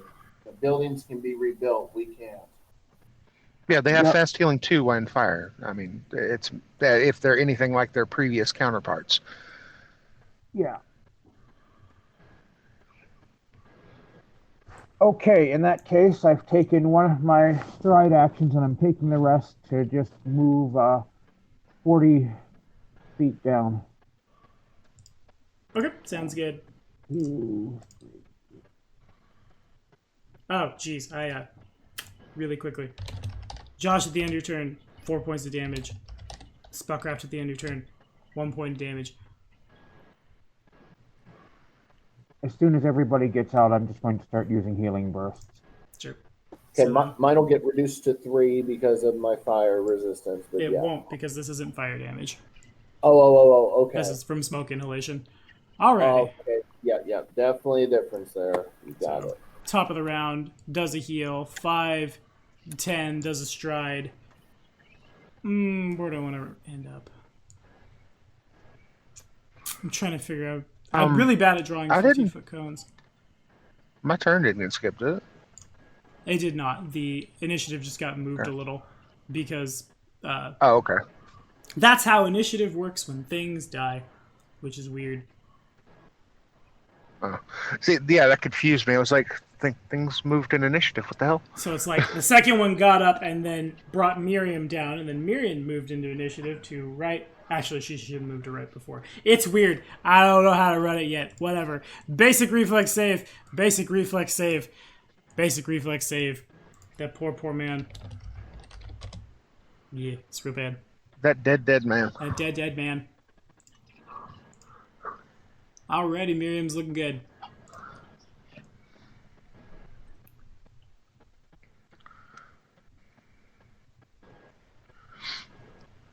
I think actually I had to stride over here to do this. Yeah. I mean, Miriam has been burned. It's not feeling good, but for some reason, her roly-poly self can still do backflips. Miriam's been burned before. Can I get one from Bolix as well, please? Surely.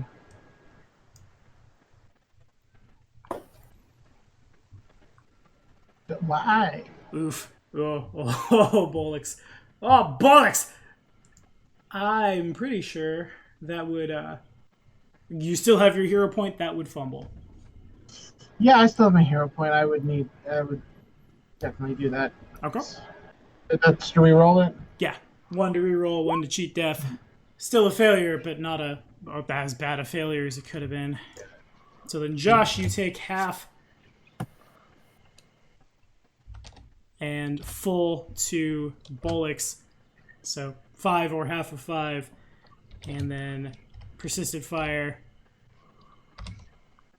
Everyone's persistent fire ticks up to 3. And Josh, you took persistent fire damage at the top of your turn. I hope you are tracking it. And then, speaking of fire, more fire happens. It is now the 5th round of this trap. Okay, so this man here, as the fire comes out, he stops the fire because he is wonderful. No, he burns up. There is a scream and the smell of badness, and he dies on the 5th round of the fire. Leo is trying to pull on this guy who's coughing and hacking up a lung, he falls unconscious. Leo is certainly not strong enough to move this poor guy on Leo's own. This one does drop as well. And Leo only had 5 hit points. Didn't drop, but is now fallen over.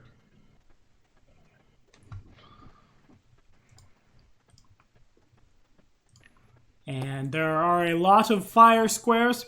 I could sit here and count them, but they don't necessarily harm anybody who's not already in where the fire is, so I'm just going to pass to Jason, and everyone knows more fire happened.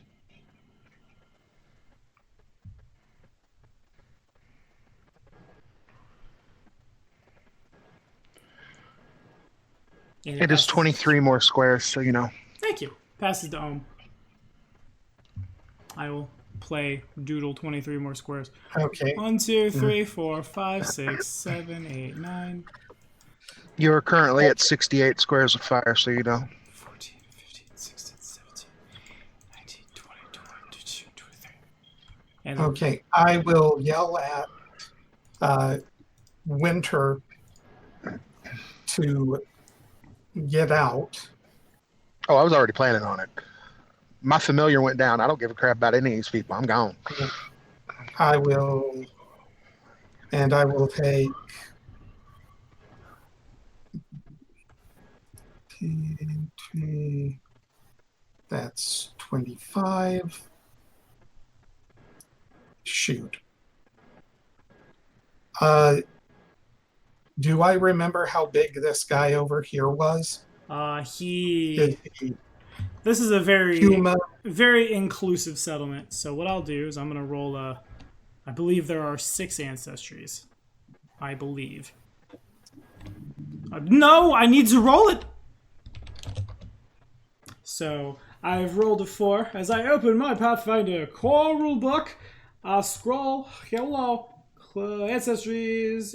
He is a 1, 2, 3. Of all the things in the world, that is a goblin. A goblin I should be able to drag out of here with. Yeah. Grab him by the ears and go. Now you say all bench squares are 10 foot, yeah. difficult terrain. Mm-hmm. Is there a way to reflex or acrobatics off that? Well, I'll tell you right now. Acrobatics will let you to... you can tumble through the squares of the enemy. Balancing doesn't have anything to do with difficult terrain. Maneuvering and flight we're not quite there yet. And squeezing is not. So difficult terrain is, unfortunately, you need probably an athletics to jump. Okay.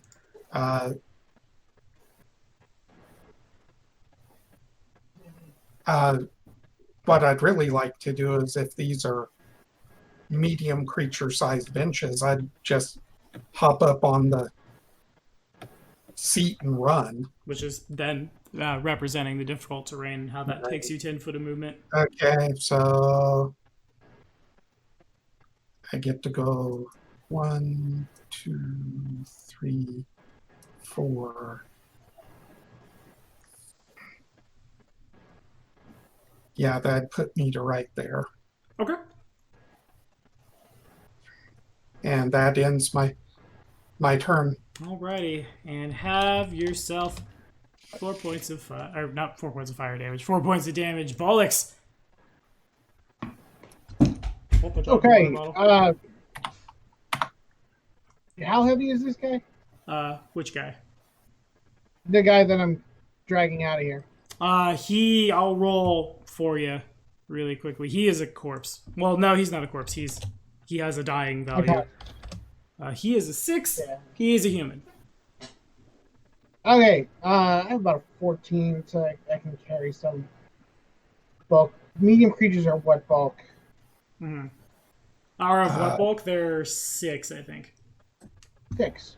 Okay, well, I don't actually have any bulk on me, so I can move full speed then, not encumbered. Yes, medium are 6 bulk.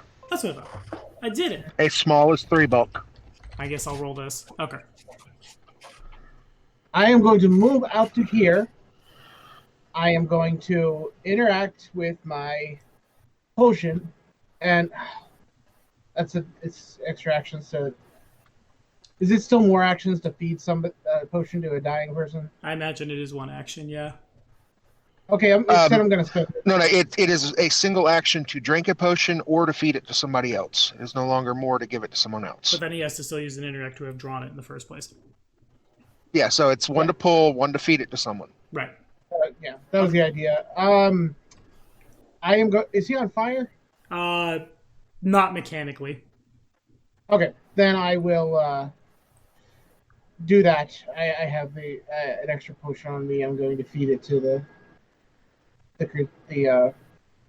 human, so he's back. And the poor human man coughs and sputters and opens his eyes and hears this bright blue-haired goblin dragging him out. And at the end of your turn, whoop up at the boom, bang, 3 points of damage. Anastasia. Okay. Does that lessen from the? Yes. Yeah, you can cut it in half still.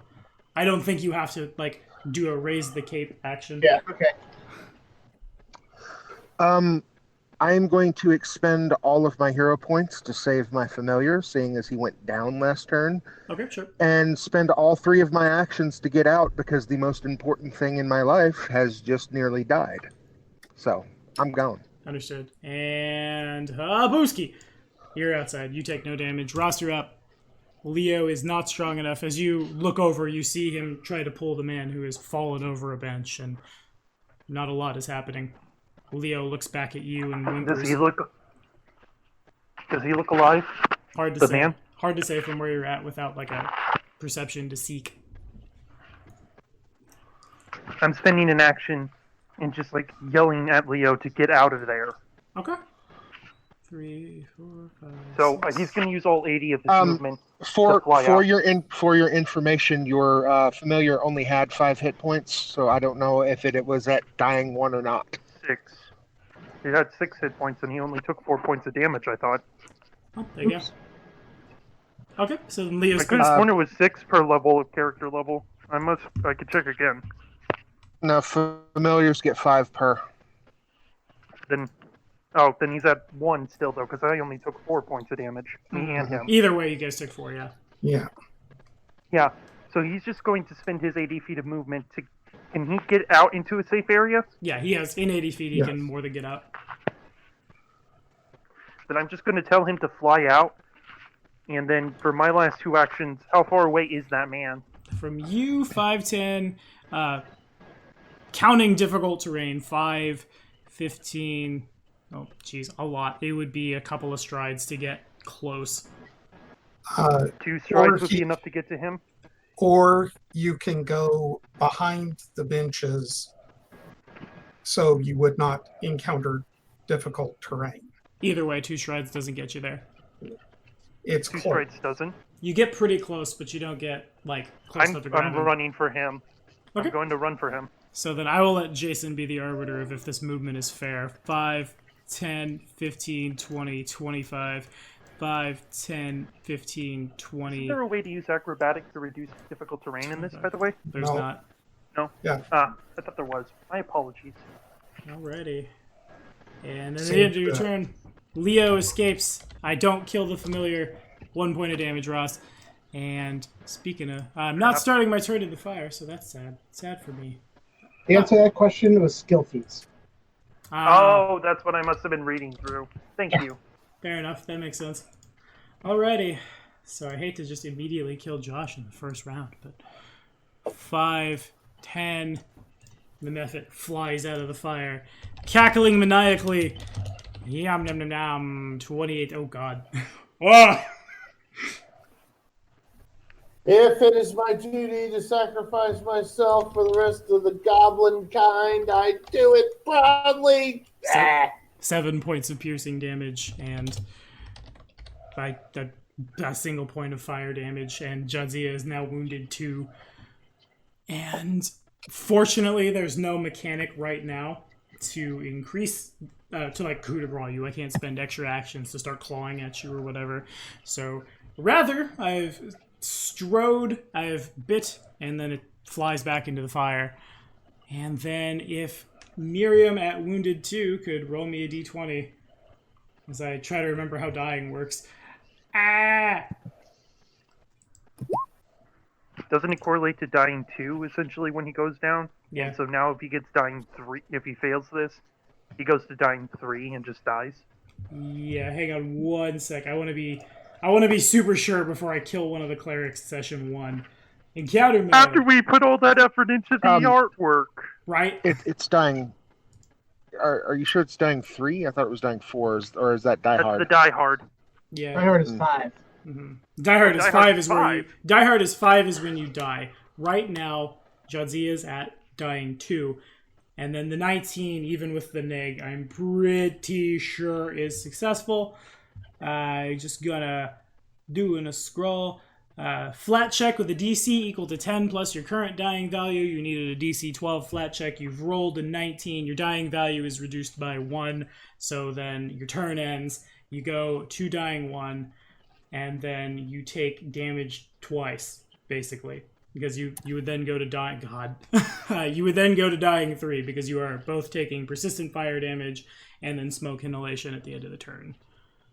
And it falls now, speaking of Jesus, to the cleric, the other cleric. Passes to Cube Tuck.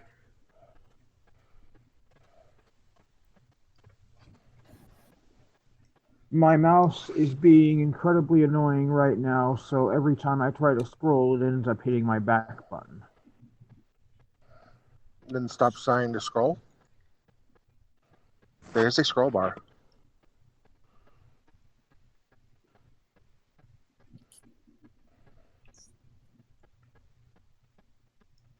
I cannot see where I am. Can I reach the characters that are down? 15, 20, 25, 35, 10, 15. Oh, what am I doing? I have this. It's not as accurate as I'd like it to be. She is about 65 feet away from you. So you could spend 1 action to move forward and then 2 actions to pew-pew to 2 action heal, but then there's still the matter of the fire and the everything else. Well, it would allow her to get up and start getting out and be positive hit points, so... Okay. That is what I will do. Alrighty, 5, 10, 15, 20, 25 to next to Bollocks. And then 2 action heal. D8 plus 8. Or D... whatever, you know what you roll it. D10 plus 8. D10 plus 8. Cool, I got you then. Alright, here we go. That's a D20. Chill, Tommy. Plus 8. Bam. For 18 hit points back to Jadzia. Jadzia is wounded too. Jadzia is on the ground. Jadzia is alive. Jadzia needs to make all 3 actions to get the F out. That's accurate. And then now, unfortunately, Jadzia has to... We have 1 more method. 5. It steps. May the force be with you, Josh. This game is really, really mean. It's actually like the worst. Gee. Well. Just do it, GM. So Josh being at wounded 2 and then hit by a critical would I will let the hero points be communicable because otherwise that would kill Jadzia. Jadzia would go to dying form. I'll use mine. And so it was. So alrighty. There was a lot of 19s today as the method moves forward and bites down. Let me see exactly what would happen. Lose the dying condition entirely and stabilize with 0 hit points. You do not gain the wounded condition or increase its value from losing the dying condition in this way. But if you already had that condition, you don't lose it or decrease its value. So then... Wounded 2 with 0 hit points is what I'm hearing. Wounded 2, 0 hit points. The method believes the method got you. You feel the fire of the method as it comes down and bites upon you, and then you feel the warm fire of Saren Ray, and everything's okay. Everything is fine. Oh, okay. So then that is the 7th round of the fire, and unfortunately, on the 7th turn of the fire, Leo has escaped. I will, since healing directly has been applied to the one Bolix is carrying, he just continues to cough and passes back out again, but dead. The fire spreads a bunch. At this point, it's kind of arbitrary, and it passes to Ohm. 28 squares. Thank you, Tiki. Or, excuse me, 38 or 34 squares. I apologize. There's a lot of fire in this Half of room. 68. Yeah, I'm just going to continue moving to the east, pick up the body of the goblin and book it towards the main door. Okay, gotcha. Fastest way is going to be going to the Go down and around. side here. Yep. Mm-hmm. So 10, 20, 30, 40. How much is it to grab the guy on the way by? 1 action. Okay. So that would mean I would make it I would get 5 squares of movement basically. So 1, 2, 3, 4. And 5 is in a clear square, so I can make 1 down from there. Got you. And then at the end of your turn, of course, 4 points of damage. Bollocks! Okay. Sorry, not to actually point out, but the most efficient would have actually been to go straight down for him because the difficult terrain doesn't stop you from going over the backs of it. You would have wound up 6 more squares closely if you just went straight down. Well, he wanted to use an action to grab somebody, which is why he had to go over. I know I was talking about from there. Ah, He would have wound up one to the left of the west marker on the compass. Yeah. Okay. Free action. yes. Drop the villager. Okay. Villager number 7. Yeah, help him in a second. Run over, grab Jadzia, run back in the same square this time with Jadzia, and I say, if you had a burst left, now would be the time. No, I used my one and only heal. And you're at on 0, and you're unconscious. I think it. What? No, I think he's talking to the other Saren cleric. Saren Ray, that's like a cleric of Saren Ray has 1 heal. I doubt it. A little bad. Alrighty, it goes to Anastasia, who's no longer with us. At the end of the turn, Bollix Brumsbane takes 4 points of ouchie damage. And then... Oh, Charles. Man, this is the meanest. Yes, 2 points, you're right. Halvesies. Halvesies is a thing. So, This game is still hard. I thought they would dumb it down a little from the playtest, no? sorry. So, at me, trying to figure this out. So who all's down? Like, who in the party is dying? No one is dying right now. Jazia is unconscious. You can't find Anastasia. Olm is hacking up a lung, trying to go for the door. And there are methods. Okay. I mean, you think they're imps? Okay, given where you were and where the guy Leo was trying to help went down, who you said you want to help, you can get to him, grab him, and get back to where you are now That's in good. your 3 actions. Or you can leave. Or you can get out. The angel and the devil on your shoulders. Neutral good. I'm gonna run over to the man. Is he still with me? Is he still alive? No, you don't think so. He's not moving. He's not moving at Not all. moving, Okay. not breathing. So I move yeah, over to I'm him. Do dipping I in the still need noodle. to spend an action to figure that out? No, you can. It's pretty easy to tell a dead guy, I'll say. Alright. Well, I mean, like, from where I was at the beginning, or once I get to him? Once you reach him and you can, like, feel he's not breathing. Okay, then yeah, I'll just, like, mutter curses to myself in Thessalonian, and then begin to join it in the... and fucking book it. I'll let that one ride, because, yeah. At the end of your turn, take 2 points of damage. I was actually trying to reference 3 Houses, or your old Gestalt game, remember? No, I don't. 3 dragons? No, One no, you were in? no. Oh, it you was mean a the- house it was divided. the You one mean a with- house divided. Yeah, House Divided. Remember when you guys were stuck in the enemy army camp, and you Yeah. had to use that one plan? Yeah, the 3-step plan. I remember the 3-step plan. Yeah, the 3-step... yeah, that's a reference. That Man, was a I miss good those plan. guys a lot. That was a great plan. 5, 10, Now I need to 15, book it. 20, Yeah. 25, 5. So it takes 2 Straiides, and then it's going to try to bite Bolix. Nyam, nyam, nyam, nyam, nyam. Bolix, Broomsbane, 16 to hit. That is what you needed. It's just what I needed. 5 points of damage. Oh no. No points of fire damage. No points. And accurate. Miriam's down. Cute tuck.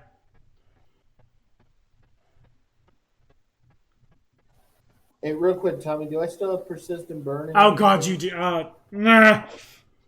I have to be an honest player. There was a hero point used. I'll say all the bad. The persistent stuff goes away. I'll say you go.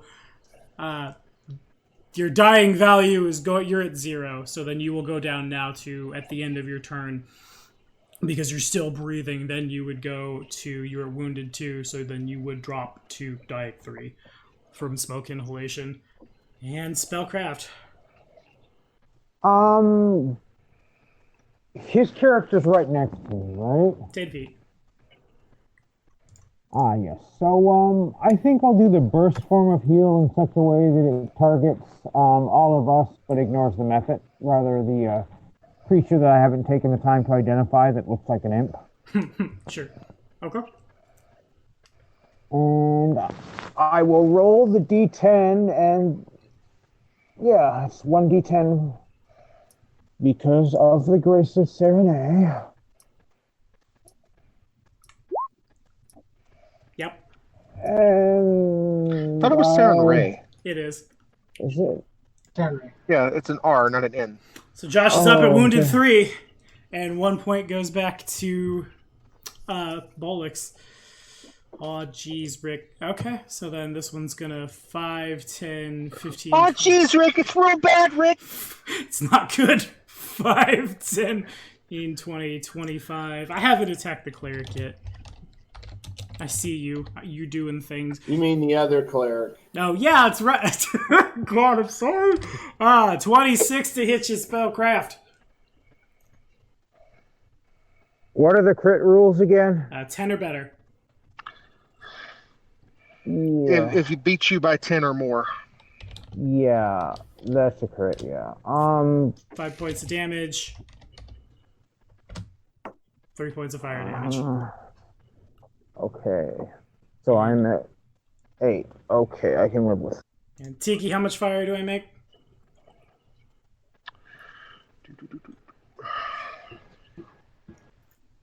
All right, 34 and 68 is 72 plus the 100. So 102. it's 51 squares.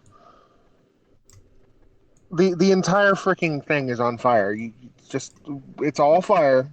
Everything is bad. There is so much fire. Oh, Pip. It passes to Ohm. A dog is sitting at the table. This is fine. This is fine. This is fine. This is fine. Everything has got awesome. Okay. I will use three moves, and that should get me to right here, even with the bad guy, with the Oof. body. So then almost out at that square. End of turn. Here's 6 points of damage. Bollocks! Now that hurt. Can you help this villager priest? I think he means Kyuktak. Kyuktak. That's it. Actually, Tuk already did a burst heal in the area, so the I villager mean, would have been there. getting her out of there. I know, and he just went unconscious again because fire.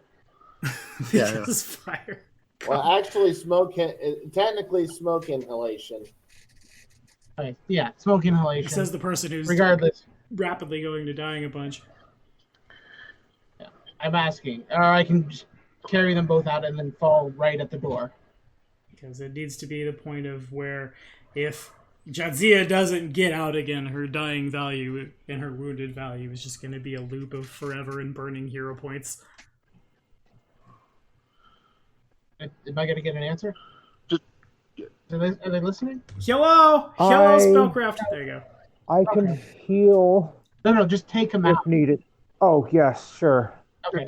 Stop trying to spell. All of you just make strides. There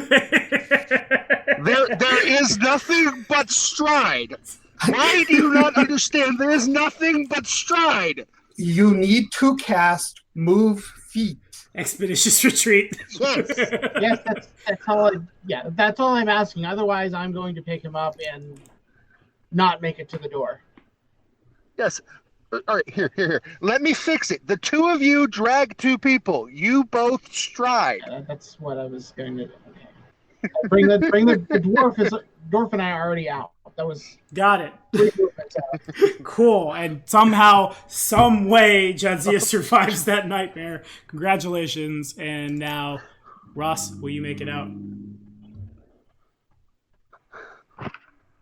Is there anybody, like, did Ohm make it out? Ohm is 5 feet from making it out. Kyuktak is carrying one wounded spectator, and there are 2 Mephits swarming her.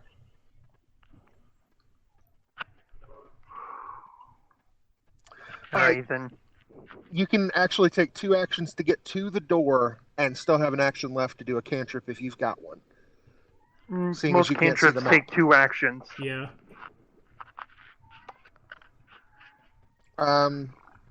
Okay, well then 5, 10, 15, 20, 25. You can be within a stride of the door and still cast a cantrip at one of the things, I believe. I think that's right. If I use the burst form of harm, does it catch me in it too? No, God. Woo! Everyone's patiently waiting on the Dampier. Okay, so casting harm in and of itself is not an anathema, right? Probably not. But right now it's Ross's turn. Yeah, I'm just going to... Alright, I'll move towards it to where there's, I'm 1 stride away from the door, because I've taken, 6 points of damage from smoke overall, but I still have 10 HP. Okay. That would be 2 left of the light. Why, yes. Bam. Then what happens? And, okay, she's being swarmed by 2 of them. I'm going to, can I just, as I'm moving, grab, a piece of debris? Just, Sure. pick Yeah. up something in my hand, and then just like, as I get there, just like, oi, over here! And I'm gonna toss the debris using telekinetic projectile at them. Okay, sounds good. Alright, then let me roll that attack. That would be plus my intelligence modifier. That would be a 17 to hit. Which hits? Alrighty then. And then I believe the damage is only a d4. However, the damage type, piercing, bludgeoning, or slashing, is dependent upon the object that I'm throwing. We'll call it bludgeoning. So, bludgeoning. Okay. I deal... Hey. Hmm? It's a shard of a pew. Does that make it a pew pew? Pew pew pew pew pew pew pew pew. Yeah, I just wanted to double check that very quick, but rolled a 2 on the dice. Okay. I'm just trying to make sure, do I add my int mod or not? I don't know. I don't think I do. That's a fine double question, checking. boyo. It's Telekinetic. hard for me to scroll through the Yeah, I got you. file. I What's got it you. I got called? you. Telekinetic projectile. Telekinetic. If you hit, you deal bludgeoning, piercing, or slashing damage as appropriate for the object, equal to 1d6 plus your spellcasting ability modifier. Oh, I rolled a d4. Oh, geez, that's even better than I remembered. Okay. 9 points of damage.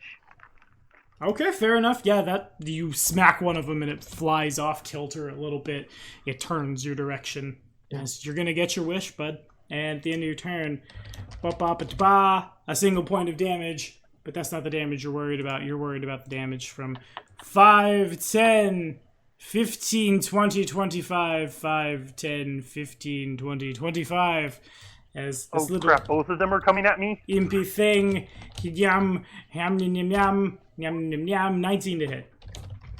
That is my AC. Oh, no, that's one above my AC when I'm using... Yep, that is my AC. Darn it. Alrighty. Seems Oh, no. good. So here comes... This is dangerous. 6 points of piercing damage! 2 I'm points of fire still damage. standing! 2 points of fire damage. I'm standing at 1 HP! And Miriam's out, and it passes to Cute Tuck. Cute Tuck, there is a body coughing and spluttering at your feet. Their fate is in your hands. If you can hold 6 bulk, you can go 2 to the right and then book it out. Since I'm not really holding anything other than what I'm wearing, yes, I'm going to do that. Alrighty. Poof! Yeah, poof! Alrighty, so then, before we call it for the night, because now it's basically just do I kill Ross, I want to say there is enough fire on the board right now that at the end of Cute Tuck's turn, at the fire's turn, everything is on fire. I think. I know. Yes. Oh, okay. Tiki gave me permission. There you go. Hooray. It's well, you have to think of it this way, okay? You were sitting at 153 squares of fire, and then you're getting half of that again. So Makes that's sense. 75 plus 1, so it's 76 more squares. Mm-hmm. So, see, 1, 2, 3, 4, 5. Is it? It looks to be like 29 or 30 across, and 1, 2, Yeah, so, 3, I mean, 4, you have 5, less- 6. I think you, you've got at least 3/3 of the, or 2/3 of the map fired Okay, so then where if you spread it. that triangle at the bottom of the X is not on fire, the method comes methoding. Can Charles survive? I've put in a d20 plus 9. I'm turning away. Here I go. I'm gonna press enter. If anyone has a hero point left, give it to dude. I haven't used mine yet. I haven't even used mine, I'm boy. not looking at the number. I'm not I looking- never used mine. But that doesn't matter. They could just still attack you. You're the only one on the board. I know. And I have a 25 to hit. What is it? That is a hit, but not a critical. So then you said you had 1 hit point. Mm-hmm. Down. Can I to- use my hero point to stay up? You can use your hero point to be stable at 0. Blue bar. Can he use someone else's hero point to have 1 hit point so he can leave? He cannot. Because there's no. Actually, Can someone else come back in and snatch him? It does it. Do you use your hero point? Is my first question to Ross. Yeah. I'll use a hero point. So then this thing comes up, and as you're trying to get out, the fire spreads. It kind of just bursts out of the fire, and this is what it feels like to die to elementals. I'm not mad about that, I promise. It just keeps coming up. And Charles... You keep bringing it up, though. Charles collapses, it passes to Ohm, and the 5 people who've gotten out, you guys all see that the townsfolk and Warble and all of them are basically just running around like chickens with their heads cut off. And the 5 of you realize Charles hasn't come out yet. Leo would land on Ohm's shoulder and just kind of look very, very sad. Yeah, Leo can feel it. Well, okay, I'm 5 foot from the door. Mm-hmm. Yeah, he hadn't left yet. So I assume I see Leo, Charles go down. 5 feet out the door, there's a lot of smoke in there, probably not. But you do see... No, I'm 5 foot. Oh, you're still in the room! One. Oh, yes, that's right! Hooray! Yeah, you'd have to see him go down. I thought you'd made it out. Fair enough. Okay. No, he had not left. I will... 5 foot, I will take my move action to get out of the room because I can't take any more smoke damage. Mm-hmm. And also already carrying the body. Yep. Okay. And I will, to whoever looks like they're strongest, or I'll just say, Charles just went down inside along the wall to the west. Okay. I can't get him, and I'll proceed to hack my lungs out and see if there's a healer nearby that I can take to the Gobbo boy to. Yeah, at the moment, people are just milling and panicking. So then, the first up for the actual call for heroes, I suppose, is Bollix Broomsbane. Okay, dropping the dwarf at my feet, I am going to pull out a healing potion, my last healing potion, and chug it. Lesser healing potion is a D6, I think. D8? D6? No. The lesser healing potion is a D8. Healing potions are a D8. Elixirs of life are D6s. Yes. Okay, fair enough. All right. The alchemical equipment also give you anti-plague and anti-disease for. Oh yeah, no, I'm not arguing about the difference in. No, just letting you know. So 5 hit As far as points, I can get. and you run back in. Big damn hero. That you are. Well, at the end of your turn. And Anastasia, well, half of it. You understand how the interact action is. Anastasia, you are escaped. You are not hacking up a lung, but it does. You see Bollix go running back into a burning building. All right. That's worth an extra hero point, I think, in my mind. Yeah. I have here's the thing. I have elixirs on me. I thought me trying to draw off the methods was okay. Nah. I will spend two strides to get to him and feed him an elixir of life. Okay. Good enough. And you move to him. You feed him an elixir. You can roll for its healing at the end of your turn. Right. A single point of damage. I have to see what the ad is for the elixirs. I forget. It's nothing for a lesser one. For level 1. Okay. None of the potions at level 1 get a flat bonus. Okay, cool. Well then, in that case, it passes to Charles. You come to, and Anastasia's forcing a liquid down your throat, hacking and spluttering, both from smoke and from liquid. You have a hit point. And you have a hit point. You are wounded 1. The fire methods are all around you. Can I just... I will say that 2 small creatures are 3 bulk each. I don't know what you're wearing. You want to know how much bulk I'm off from being at my maximum before I become encumbered? Like 1. Did you leave it at the inn? His plate mail. I'm 3 off. I can carry both of you and get out. The problem is it'll take an action each to grab them. Well, I was already grabbing hold of him. The because I was problem having is it to will feed take an him one. action each to grab him. Yeah. Okay. All right. Well then, no time like the present. I'm going to. I probably have the most hit points, so leave me. Well, first thing I do is I reach down and I grab and chug my healing potion that I had. Okay. So. And 6. So I'm brought up to 7 HP. Okay. So that would, before you commit to that, you are prone on the ground. Grab the thing, drink the thing, stand up would be 3 actions.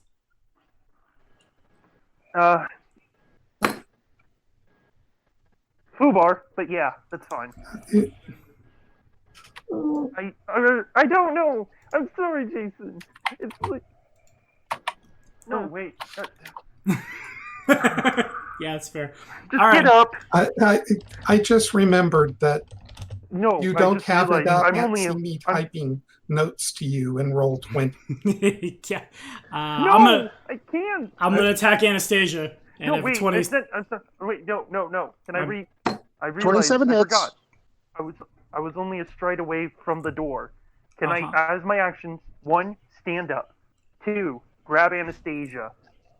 3, use my last stride to get out the door. And just, like, look over to Bollocks and say, come on, thank you, but come on. You cannot. I'm sorry. No takesies, backsies. God, listen. Okay. 27, is that a How crit? much damage did I take? Yes. Okay. So, yeah, really quickly. A single point of damage pokes at...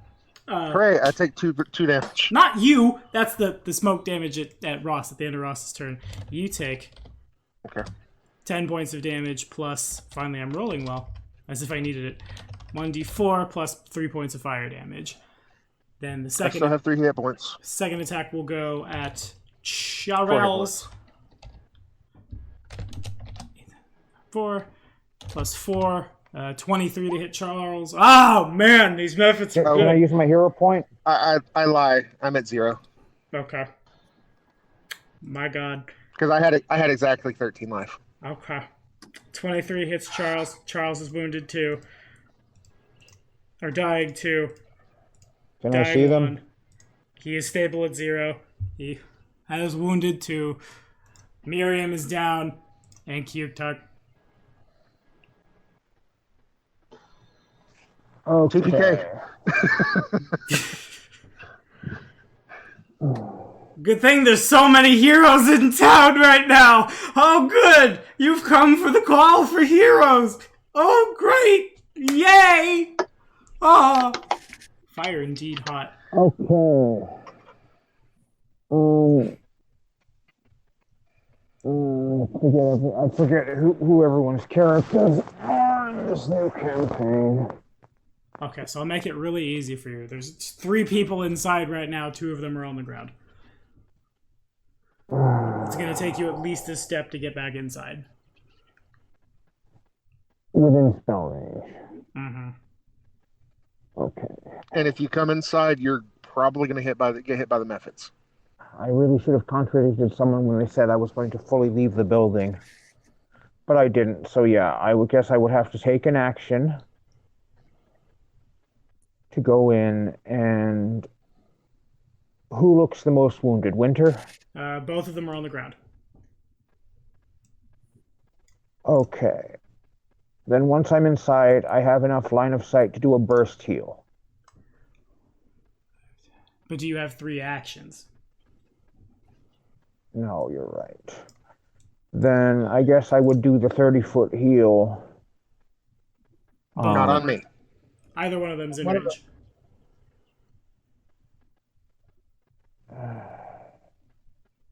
How are they not in range? He's 30 feet from the door. That's what I said. They're both in range. Either. Oh, Yeah. Neither. oh, okay. I thought you said neither. Nah. Ross is Okay. just at the 30-foot mark. Do the human. He has the most strength and can get me out. All right. I will do the 30-foot heal on the human. That's 1d10 plus 8. Alrighty. And that's 17. And up you go, Ross. I assume you know your wounded value. At the end of the turn, Even after getting 17 hit points of magic healing? yes, wounded is a condition in this game. 3 points of damage to you. And I will attack... I guess I'm going to attack Yeah, Bolus. wounded 1. 20 plus targeting Bolix for an 11 to hit. Nope. And then the second strike is 12 to hit. Nope. And then had to crit it, a 14 to hit. No. The fire spreads a whole bunch. Everything is horrible. How much damage did I take? Come up to the door and yell, "Get out of there now!" And I'm tempted Then to I make you go take and fire I- damage. You don't. you're and fine. I start trying to usher people out of the building, because that entire big part is engulfed, and if they don't have a fire brigade, this building's going up. Boss. They would not have started one on their own. Okay, Wizard, are you conscious? He is. I mean, Wizard's conscious. yeah. Okay, then we got one chance at this. Grim tendrils. Grim tendrils. All right.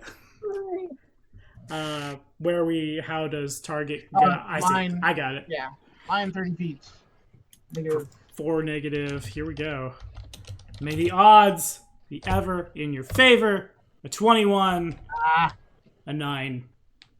I'm using a hero point to force that enemy to You're roll not- poorly. You're not, because that's not how they work. Oh, they don't? Yeah. So No, it's then- not a curse. So I got Yeah. a failure from the second one. So the second one will take all 4, and has that many. The first one has a success and takes half, and takes 2. It takes 2. It takes 2. And I'm trying to find my persistent bleed. 1 persistent bleed on this guy. Sad face. Okay. And I will. Yeah. One in front of me, I'm going to attack Okay. because I don't like his face. And I have a lay of the claw on him. This 13. 13 misses. Not. Even with his AC -2 right now, 13 misses. And if Anastasia could give me a flat check. And that's what, D20? Just a D10, yeah. DC 11. Actually, no, it's a DC 12 because I took smoke damage at the end of my last turn, so I was at dying 2. Gotcha. So it looks like that says rolling 20, not rolling 1d20. Yeah. Oh, sorry. Close! So then, So I am at dying 4. you're not a dying 4. Or no, dying 3 because of the smoke. You would go to dying Or- 2 now and dying 3 at the end of your turn. Does that mean I can use my hero point on her? I think it passes to Ross right now. Well then, You're up. yeah, There's a voice. I'm up. There's a voice in the back of your head that says, "For the love of God, I know. run!" Yeah, I know, for bad. and it's just meowing. It's just meowing in the back of my head. Cool. Anastasia, is she still up? And Bollocks, those are the 2 next to me, right? Anastasia's down, wounded. They're dying 3. Bollocks is up and just did a magic. I get a sentence without spending an action, right? Give or take, yeah. I'm just gonna look at Bollocks and say, I got her, come on. I'm going to, 1 action, grab Anastasia, and then take 2 strikes to get out of the building. All right. So then you're Is this doing gonna a be like You're doing escape. This whole thing is a nightmare. And devastation. I'm sorry, I'm not laughing at your fate. I'm laughing at how swingy this is. Okay. Yes. So now I'm gonna go down. They got to run me. God. Okay. So you escape. This boy. Which boy is this boy? This boy is that boy. I swear to God. He gains Why 2 is- and takes 1. Hooray. 3. Oh, jeez, Rick. Yeah. I'm gonna step and attack Pollux twice. God. This is rough. This is the roughest thing. Why? Oh my God. Okay. Did I that's what. Oh, dang! I was gonna raise my shield last round. That was what I was gonna do. The 1 is fire damage. You resist it. Do you survive 8 damage? That'll bring me down. Bring you to 0. And dying something. That'll bring me to dying 2 since it was a crit. Yes, it Yeah, will. see, this is why hero points should be at 1 hit point, not 0. Oh yeah. 1. I spend my hero points, so I'm at 0. Got it. And then it passes to Spellcraft. Spellcraft has enough action. Standing where Spellcraft is to move, grab 5, 10, 50, and just get out the door. The power is vested in me, but buy some protections in the inner sea region. Yes, I will do that. That happens, and that's where we're going to call it.